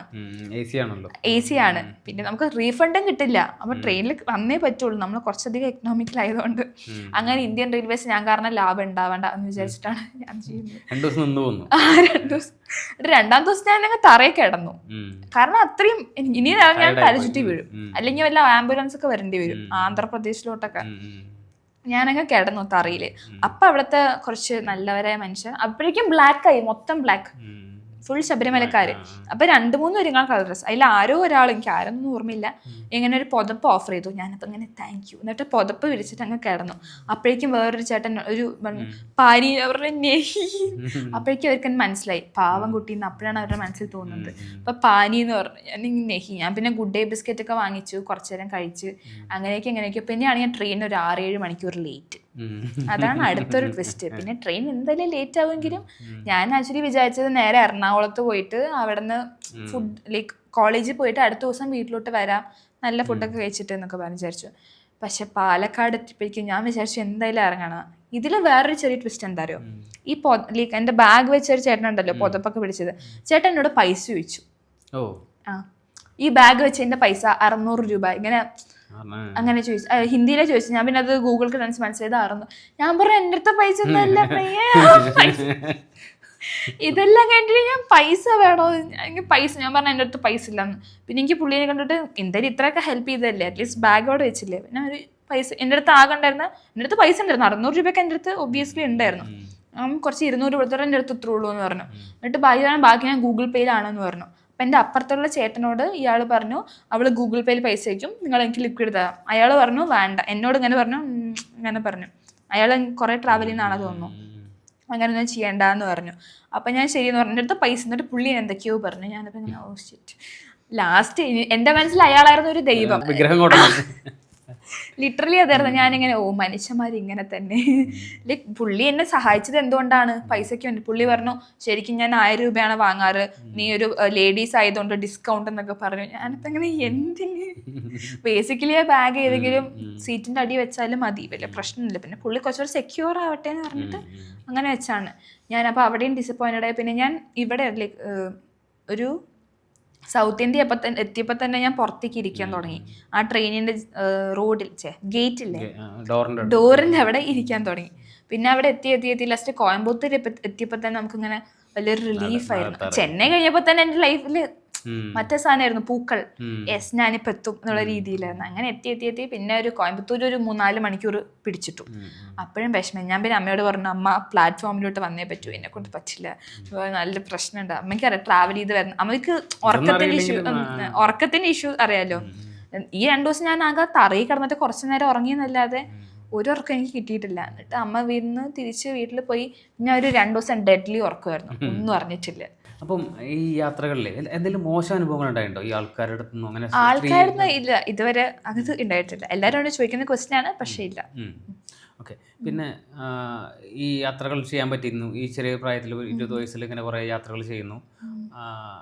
അപ്പം അച്ഛനും അമ്മയും യാത്രകൾ ചെയ്യാത്ത ആൾക്കാരാണ്. അപ്പോൾ അവരെപ്പോഴെങ്കിലൊക്കെ കൊണ്ടുപോകണമെന്നോ അല്ലെങ്കിൽ അവരെ ലോകം കാണിക്കണം തോന്നിയിട്ടോ? യെസ് ഞാൻ ആക്ച്വലി അതിൻ്റെ ഒരു വലിയ ലൈക്ക് എൻ്റെ ഒരു ലൈഫിലൊരു വലിയ അച്ചീവ്മെൻ്റ് കാണുന്നൊരു ടൈമാണത്. യെസ് കൊണ്ടുപോയി എന്ന് വെച്ച് കഴിഞ്ഞാൽ ഞാൻ കൊണ്ടുപോയതല്ല, ഞാൻ പറഞ്ഞു അങ്ങനെ. അല്ലാതെ ഞാനിങ്ങനെ വണ്ടി കയറ്റി കൊണ്ടുപോവാ ആ സെറ്റപ്പ് ഒന്നുമില്ല. യെസ് അവരിങ്ങനെ കൺവിൻസ് ചെയ്യിച്ചു. ഒന്നാമതായിട്ട് നമ്മളെ സാധാ കർഷക കുടുംബത്തില് അവര് അച്ഛനാണെങ്കിലും അമ്മയാണെങ്കിലും അങ്ങനെ ഇപ്പൊ ചെറിയൊരു കടയൊക്കെ ഇട്ട് അപ്പൊ അങ്ങനെ പറഞ്ഞ കട വീട്, അതാണ് അച്ഛയുടെ ലോകം. അമ്മ എന്ന് പറഞ്ഞ വീട്, പിന്നെ അച്ഛനെ ഹെൽപ്പ് ചെയ്യാൻ കട. അല്ലാതെ അവരിങ്ങനെ പുറത്തൊന്നും പോകുന്നില്ല.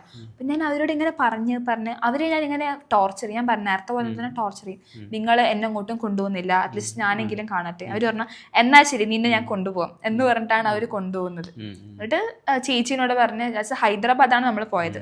അത് ആക്ച്വലി കുറച്ച് ഈ ട്രക്കിങ്ങിനൊന്നും വീട്ടുകാരെയും കൊണ്ടുപോകാൻ പറ്റില്ല. ഞാൻ കുറച്ചുകൂടെ കാട് മല, എനിക്ക് സിറ്റി ലൈഫ് ഇഷ്ടമല്ല. അപ്പൊ വീട്ടുകാർക്ക് കുറച്ച് സിറ്റി കാണിക്കാന്നുള്ള രീതിയിലാണ് ഇവരെ കൊണ്ടുപോകുന്നത്. വളരെ പരിമിതപ്പെട്ട സാഹചര്യങ്ങളിൽ പോകുന്ന ആൾക്കാർ. അതെ, നമ്മളിങ്ങനെ പഴയ വീട് പഴയ കാട് ഇത് കാണിച്ചാൽ ഇതൊക്കെ എന്താണെന്ന് ചോദിക്കും. നമ്മൾ കുറച്ചുകൂടെ ഡെവലപ്ഡ് ഹൈദരാബാദ് കൊണ്ടുപോയി. എന്നിട്ട് നമ്മൾ ഒരു 3-4 ദിവസം അവിടെ ഉണ്ടായിരുന്നു. എന്നിട്ട് അവർക്ക് കാണിച്ചു ഹാപ്പിയാണ്. പക്ഷെ അവർക്ക് എന്റെ അത്ര ഒരു പ്രാന്തൊന്നും ഇല്ല. അവര് ആഗ്രഹം എന്ന് പറഞ്ഞു കഴിഞ്ഞാൽ പോവാന്നൊക്കെ പറയില്ല. ഞാനിപ്പോ പറയണ എനിക്ക് അവിടെ പോകണം എന്ന് പറഞ്ഞു കഴിഞ്ഞാൽ അവരിങ്ങനെ ചോദിക്കും എന്നാ ഒരു കാര്യം ചെയ്യും ഞങ്ങളും വരാം, അങ്ങനെ വരും. പക്ഷെ വരുമൊന്നുമില്ല. പക്ഷെ അവരിങ്ങനെ ടോർച്ചർ ചെയ്തുകൊണ്ടിരിക്കും. പിന്നെ നമ്മൾ കുറച്ച് പ്രായം കൂടുമ്പോൾ ഉണ്ടാവുന്ന എല്ലാ ഡീമെറിറ്റ്സും അവർക്ക് വന്നു തുടങ്ങിയിട്ടുണ്ട്. ചെറിയ നടുവേദന, ചെവിയുടെ പ്രശ്നം. അപ്പം ഞാൻ വീട്ടിലിങ്ങനെ പറയും എന്തായാലും നിങ്ങളുടെ മക്കളാണ് ഞാൻ ചേച്ചി, അപ്പം എനിക്കും പ്രായം കഴിഞ്ഞാൽ അങ്ങനെയൊക്കെ വരും, നിങ്ങളുടെ പ്രായത്തിൽ എനിക്കൊന്നും പോകാൻ പറ്റില്ല, അതുകൊണ്ട് ഇപ്പം പരമാവധി എന്നെ വിട്ട് കഴിഞ്ഞാൽ അത്രയും നല്ലതാണെന്ന് പറയും. അങ്ങനെ അവരിങ്ങനെ ചെറുതായിട്ട് നല്ല കൺവിൻസ് ചെയ്യും. പിന്നെ എന്തെങ്കിലും പറ്റുമോ എന്നുള്ളൊരു ഡൗട്ട് ഉണ്ട്. ഞാൻ പറയും അതപ്പോൾ നമ്മുടെ നാട്ടിലായാലും പറ്റായികയൊന്നുമില്ല. നമ്മളിപ്പോൾ സാധാ KSRTC പോകുന്നു എന്തെങ്കിലും പറ്റാം, റോഡിൽ തലയിൽ തേങ്ങ വരെ വീണ ആൾക്കാർ മരിക്കുന്നുണ്ട്. അപ്പൊ ഞാൻ അങ്ങനെയൊക്കെ പറഞ്ഞു കുറെ. എന്നിട്ട് ഞാൻ ഒറ്റയ്ക്ക് ഉണ്ടാക്കുന്നതാണോ ഇങ്ങനെ ആലോചിച്ചിട്ട് എന്നെ അടുത്ത് എന്ത് പറയും, അങ്ങനെ ഞാൻ തന്നെ ഉണ്ടാക്കുന്നത്. പിന്നെയുള്ള യാത്രകൾ എങ്ങനെയാണ്? ഇപ്പൊ ഇത് കഴിഞ്ഞതിന് ശേഷം വേറെ യാത്രകളൊക്കെ ചെയ്തു? ഞാൻ പിന്നീട് ഡൽഹി നോർത്തിൽ പോയിട്ടുണ്ടായിരുന്നു. അത് ഞാൻ ആക്ച്വലി ഒരു ഇന്റേൺഷിപ്പിന്റെ ഭാഗമായിട്ട് പോയതാണ്, സുപ്രീം കോർട്ടിലെ ഇന്റേൺഷിപ്പ് ചെയ്തത്. അപ്പൊ ഞാൻ അതും എൻ്റെ മെയിൻ അജണ്ട ഡൽഹിയാണ്. ഡൽഹിയിൽ നിന്ന് നേരെ വാരണാസി പോകണം, പിന്നെ കസോൾ പോകണം, ഇത്രയായിട്ടാണ് ഞാൻ പോകുന്നത്. പക്ഷെ അവിടുത്തെ ഒരു ഡൽഹി പോയിട്ട് ഞാൻ ഏറ്റവും പേടിച്ചുകൊണ്ടിരുന്ന ഫുഡ് പോയ്സൺ എനിക്ക് അടിച്ചു. എന്നിട്ട് പിന്നെ ഫുൾ പ്രശ്നമായിരുന്നു. അവിടെ നിന്ന് ഞാൻ പിന്നെ ആകെ പോയത് കസോളാണ്, വാരണാസിയൊന്നും പോകാൻ പറ്റിയില്ല. എന്നിട്ട് തിരിച്ചു വന്നപ്പോഴത്തേക്കും വീട്ടിൽ മൊത്തം പ്രശ്നമായി. ഞാൻ വിചാരിച്ച ഒരു പ്രശ്നം ഉണ്ടല്ലോ, ഫിസിക്കൽ ഹെൽത്ത് ഭയങ്കര മോശമായി. പിന്നെ ഞാൻ ഒരു 2 ആഴ്ച അഡ്മിറ്റ് ആയിരുന്നു. അപ്പൊ തന്നെ വീട്ടുകാർ മനസ്സിലാക്കി ഇനി എന്നെ അങ്ങോട്ടും വിടില്ല. അങ്ങനെ കുറച്ച് കോമഡിയായിരുന്നു. ഇനി എന്താ പ്ലാൻ, എന്താ ഫ്യൂച്ചർ പ്ലാൻ? ഇനിയും എനിക്ക് കുറെ ട്രാവൽ ചെയ്യണം. വീട്ടിലേക്ക് അവർക്കെന്ന് പറയുമ്പോൾ ഭയങ്കര ഒരു സാധാരണ ജീവിതമാണ് അവര് ആഗ്രഹിക്കുന്നത്. ഒന്നാമത് ഞാൻ LLB എടുത്തതിന് അവർക്ക് തീരെയും കൺവിൻസിങ് അല്ല. ഞാൻ പിന്നെ അവരോട് പറഞ്ഞു നമ്മുടെ വീട്ടിലൊരു ചുവന്ന ബോർഡുള്ള വണ്ടി ഒന്ന് ആലോചിച്ച് നോക്ക്. അങ്ങനെ അച്ഛനോട് അങ്ങനെ കുറെ പറഞ്ഞു, അച്ഛൻ ആലോചിച്ച് നോക്ക്, അച്ഛൻ്റെ ഒരു മോള് ഇങ്ങനെ ചുവന്ന ബോർഡുള്ള വണ്ടി, ഡ്രൈവർ, ഡോർ തുറന്നരാൻ ആള്. അപ്പോഴാണ് അച്ഛൻ എന്നാ ശരി ഒരു ജഡ്ജിന്റെ അച്ഛൻ ഇപ്പം എന്തായാലും ജഡ്ജ് ആവില്ല എന്നൊക്കെ തീരുമാനിച്ചു. പക്ഷെ അതൊക്കെ പറഞ്ഞു നമ്മൾ കൺവിൻസ് ചെയ്യുമ്പോൾ എന്തൊക്കെ പറയും, അങ്ങനെ എക്സ്ട്രീമിൽ പോയി പിടിച്ചാണ്. അങ്ങനെ ഞാൻ കുറെ പറഞ്ഞിട്ടാണ് വീട്ടുകാർ LLBക്ക് തന്നെ പൊക്കോ. അവര് പറഞ്ഞത് സാധാ ആർട്സ് കോളേജ് പഠിച്ചിട്ട് രാവിലെ PSC പഠിച്ച് ക്രാക്ക് ചെയ്യുക, രാവിലെ പോവാ വൈകുന്നേരം വരാം. ഞാൻ കുറച്ചധികം റിസ്ക് എടുക്കാന്നുള്ളൊരു മെൻറ്റാലിറ്റിയിലാണ് ഇപ്പോഴും അങ്ങനെ വിചാരിക്കുന്നത്. അങ്ങനെയാണ് ഈ പ്രൊഫഷൻ. അപ്പം ഇനിയും കുറേ ട്രാവൽ ചെയ്യണമെന്നുണ്ട്. ലൈക്ക് ആൾക്കാർ പോവാത്ത സ്ഥലങ്ങളിൽ പോയി കഴിഞ്ഞാൽ ഭയങ്കര ഡിഫറൻസ് എനിക്ക് നല്ല ഫീൽ ചെയ്യും. ഇപ്പം ഡൽഹി പോയതും ജാർഖണ്ഡ് പോയതും ഇപ്പം ഡൽഹി എല്ലാവരും കണ്ടിട്ടുണ്ട്. ഈവൻ നമ്മളിപ്പോൾ സംസാരിച്ച ജാർഖണ്ഡിനെ കുറിച്ചാണ്. ഇപ്പം ഡൽഹി ആണെങ്കിൽ എല്ലാവരും ഒരു സ്ഥലമാണ്, ഇങ്ങനെ സംസാരിക്കേണ്ട ഒരു ഓപ്പർച്യൂണിറ്റി എനിക്ക് കിട്ടില്ല. ഞാൻ വിചാരിച്ചു ഇങ്ങനത്തെ ആൾക്കാരില്ല പോവാത്ത സ്ഥലങ്ങൾ. പിന്നെ സിറ്റി ലൈഫിനോട് എനിക്ക് താല്പര്യം ഭയങ്കര കുറവാണ്. ഈ കാടും നേച്ചറും അതാണ് കുറച്ചുകൂടെ നല്ലത്. അപ്പൊ ഈ നേച്ചറും കൾച്ചറും കൂടെ ഒരു മിക്സപ്പ് നമുക്ക് മനസ്സിലാക്കും. അവിടെയൊക്കെ പോകുമ്പോഴാണ് നേച്ചറിലേക്ക് ഈ പെയിന്റിങ്സ് ആണെങ്കിലും ബാക്കിയെല്ലാം ആക്ച്വലി ഒരു നേച്ചറിന്റെ ഭാഗമാണ് അവരുടെ ഈ കൾച്ചർ. അപ്പൊ നമ്മുടെ ഒക്കെ കൾച്ചർ നേച്ചറിന്റെ എഗെയിൻസ്റ്റ് ആണ് ഇപ്പോ. അപ്പൊ പണ്ടത്തെ കാര്യങ്ങൾ പോവാണെങ്കിൽ നമ്മൾ അങ്ങനത്തെ സ്ഥലങ്ങളിൽ തന്നെ പോകുന്നത്. ആക്ച്വലി പ്രിസർവ്ഡ് ആയിട്ട് അത് അവിടെ ഇരിക്കണം എന്ന് തന്നെയാണ് എനിക്ക് തോന്നുന്നത്. അണ്ടർ റേറ്റഡ് പ്ലേസസ് ആണ് അതൊക്കെ. ഇതിൻ്റെ ഇടയിൽ എനിക്കൊരു ക്യൂരിയോസിറ്റി തോന്നിയൊരു കാര്യം ചോദിക്കണം. ഈ പേര്, ഈ പ്രിയൽ, എന്താണ് ഈ പേരിന്റെ മീനിങ്? എന്തെങ്കിലും മീനിങ് ഉണ്ടോ? പ്രിയൽ എന്ന് പറയുന്നത് ബേസിക്കലി ഒരു റയറസ്റ്റ് നെയിമാണ്. എല്ലാവരും പറയുന്ന പോലെ തന്നെ ബിലവ്ഡ് എന്നാണ് അർത്ഥം. എല്ലാവർക്കും ഇഷ്ടമുള്ള ഒരാൾ എന്നാണ് മീനിങ്ങിന്റെ ആ പേരിന്റെ ഒരു മീനിങ് എന്ന് വരുന്നത്. അപ്പൊ ആൾക്കാരോട് പറയുമ്പോൾ തന്നെ ഞാൻ പറയുന്ന ഒരു കാര്യം, പ്രിയയുടെ കൂടെ ഒരു L, പ്രിയൽ. അപ്പൊ ചോദിക്കും ഇനീഷ്യൽ ആണോ? ഇനീഷ്യൽ അല്ല, പ്രിയയുടെ കൂടെ L. നമ്മളിങ്ങനെ അപ്പൊ ചോദിക്കും ഒരു L കൂടുതലാണോ? പറഞ്ഞ യെസ്, ഒരു L കൂടുതലാണ്. എനിക്ക് ഭയങ്കര ഇഷ്ടമാണ് എന്റെ പേര് പറയാൻ തന്നെ. അതാണ് പ്രിയ എന്നുള്ളത്. ഞാൻ ഇത് ആക്ച്വലി ഇത് എല്ലാവരുടെയും വാങ്ങാൻ കിട്ടുന്ന ഒരു സാധാ ഫ്ലവർ ആണ്. പക്ഷെ ഇത് ഞാനിപ്പോ കുറച്ച് കാലമായിട്ട് 2 വർഷമായിട്ട് എൻ്റെ ഒരു ഐഡന്റിറ്റി പോലെ കൊണ്ട് നടക്കുന്നതാണ്.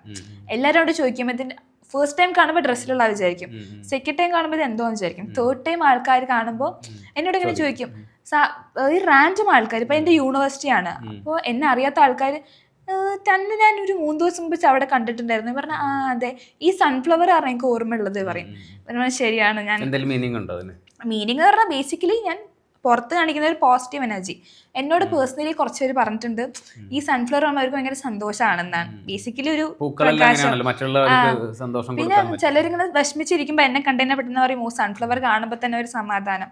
പിന്നെ പെട്ടെന്ന് ഐഡന്റിഫൈ ചെയ്യാൻ പറ്റും. എന്റെ മുഖം റീകളക്ട് ചെയ്യാൻ പറ്റിയെന്ന് പറയില്ല, പക്ഷെ ഒരു കുട്ടി ഇങ്ങനെ എപ്പോഴും റൈറ്റ് സൈഡിൽ ഒരു സൺഫ്ലവർ പിന്നെ നടക്കുമ്പോൾ അത് അവർക്ക് റീകളക്ട് ചെയ്യാൻ പറ്റും. ഞാനിപ്പോൾ ഈ റോട്ടിൽ കൂടെ നടന്നു പോവാണ്, അപ്പോൾ ഒരാളിങ്ങനെ നോട്ടീസ് ചെയ്യും ഒരു സൺഫ്ലവറിൽ കുട്ടി. ഒരു 2 മാസം കഴിഞ്ഞിട്ട് സെയിം കണ്ടുമ്പോൾ ഞാൻ ഈ കുട്ടീനെ എവിടെയോ കണ്ടിട്ടുണ്ടല്ലോ. അപ്പോൾ ആക്ച്വലി നമുക്ക് ഒരു വലിയൊരു പ്ലാറ്റ്ഫോം കിട്ടുന്ന പോലെ. പിന്നെ ഞാൻ അതിൻ്റെ ഒരു എന്നെ കണ്ടിട്ട് കുറേ പേര് ഈ ട്രാവലിൻ്റെ കാര്യമാണെങ്കിലും ഞാൻ കാരണം ഒരുപാട് പേര് എൻ്റെ ജൂനിയേഴ്സ് ഒറ്റയ്ക്ക് പോയിട്ടുണ്ട്, എൻ്റെ ഫ്രണ്ട്സ് ഒറ്റയ്ക്ക് പോയിട്ടുണ്ട്. അതേപോലെ ഒരു ഇൻസ്പിറേഷൻ പോലെ തന്നെ എൻ്റെ ഒരു യുണീക്നെസ് ആണല്ലോ. ഇപ്പം എൻ്റെ സിഗ്നേച്ചർ തന്നെയാണ്, എൻ്റെ ക്യാരക്ടറിൻ്റെ ഭാഗമാണ്. ഞാനിപ്പോൾ സൺഫ്ലവർ വെക്കാണ്ട് പോയി കഴിഞ്ഞാൽ എന്താ സൺഫ്ലവർ എവിടെ? ഈവൻ ഇപ്പം ഞാൻ ഡ്രസ് ചെയ്യുമ്പോൾ പോലും എൻ്റെ ഒരു ഭയങ്കര ഒരു ഏറ്റവും വലിയ മേക്കപ്പ് എൻ്റെ ഈ സൺഫ്ലവർ ആണ്. ഇത് ഇട്ടില്ലെങ്കിൽ എനിക്ക് ഭയങ്കര ഇൻകംപ്ലീറ്റ്നെസ് വേറെ ആണ്. വലിയ മേക്കപ്പ് ഒന്നും ഇഷ്ടം ഇല്ല, വേറെ ഒന്നും ചെയ്യാറില്ല. പക്ഷെ ഇത് ഭയങ്കര ഇൻകംപ്ലീറ്റഡ് എനിക്ക് തോന്നാറുണ്ട്. ഇപ്പൊ പെട്ടെന്ന് ഞാൻ ഡ്രസ്സ് ഇട്ടു, എന്തോ ഞാൻ ഇത് ഇടാതെ ഇപ്പൊ എങ്ങോട്ടും പോകാറില്ല. വീട്ടിലിരിക്കുമ്പോൾ ഹോസ്റ്റലിരിക്കുമ്പോൾ എന്നല്ലാതെ ഒരു 2 വർഷമായിട്ട് കണ്ടിന്യൂ ചെയ്യണം. അപ്പം എന്നോട് ചോദിക്കും ഇത് ഞാൻ വാങ്ങുകയാണ് ചെയ്യുന്നത്, അപ്പൊ ഉണ്ടാക്കുന്ന ആളെ നിർത്തിയല്ലോ, ഞാൻ ഉണ്ടാക്കിപ്പിക്കും അല്ലേ. നമ്മുടെ ഫ്രണ്ട്സ് ഇഷ്ടം പോലെ ഇങ്ങനെ ടാലന്റ് ഉള്ള ആൾക്കാരുണ്ട് ഈ ഹാൻഡിക്രാഫ്റ്റ് ഒക്കെ ചെയ്യും, അല്ലെങ്കിൽ ഇങ്ങനെ ഉണ്ടാക്കിപ്പിക്കും. അത് വിചാരിക്കും. അപ്പം പ്രിയലിൻ്റെ കഥകൾ കേട്ടല്ലോ, ഒരുപാട് കഥകൾ ഇനിയും പറയാനുണ്ട്. പക്ഷേ ഈ ഒരു പ്രായത്തിൽ യാത്ര ചെയ്യുക, അതും അധികം ആൾക്കാർ എത്തിപ്പെടാത്ത സ്ഥലങ്ങളിലോട്ട് പോവുക, ഇതൊക്കെ ഇനിയുള്ള ആൾക്കാർക്ക് ഒരു ഇൻസ്പിറേഷനാണ്. അതാണ് നമ്മളിവിടെ ഈ ട്രാവൽ സ്റ്റഡി പ്ലാറ്റ്ഫോം പ്രിയലിനെ വിളിക്കുന്നതിൻ്റെ ഒരു കാര്യം അതാണ്. ഇത് ഒരുപാട് പേർക്ക് ഒരു ഇൻസ്പിറേഷൻ ആവണം, മോട്ടിവേഷൻ ആവണം. വീണ്ടും കാണാം, ഒരുപാട് യാത്രകൾ ചെയ്യാൻ പറ്റട്ടെ, ഒരുപാട് പേർക്ക് ഇൻസ്പിറേഷൻ ആവാൻ പറ്റട്ടെ, മറ്റുള്ളവർക്ക് പോസിറ്റീവ് എനർജി കൊടുക്കാൻ പറ്റട്ടെ. Thank U.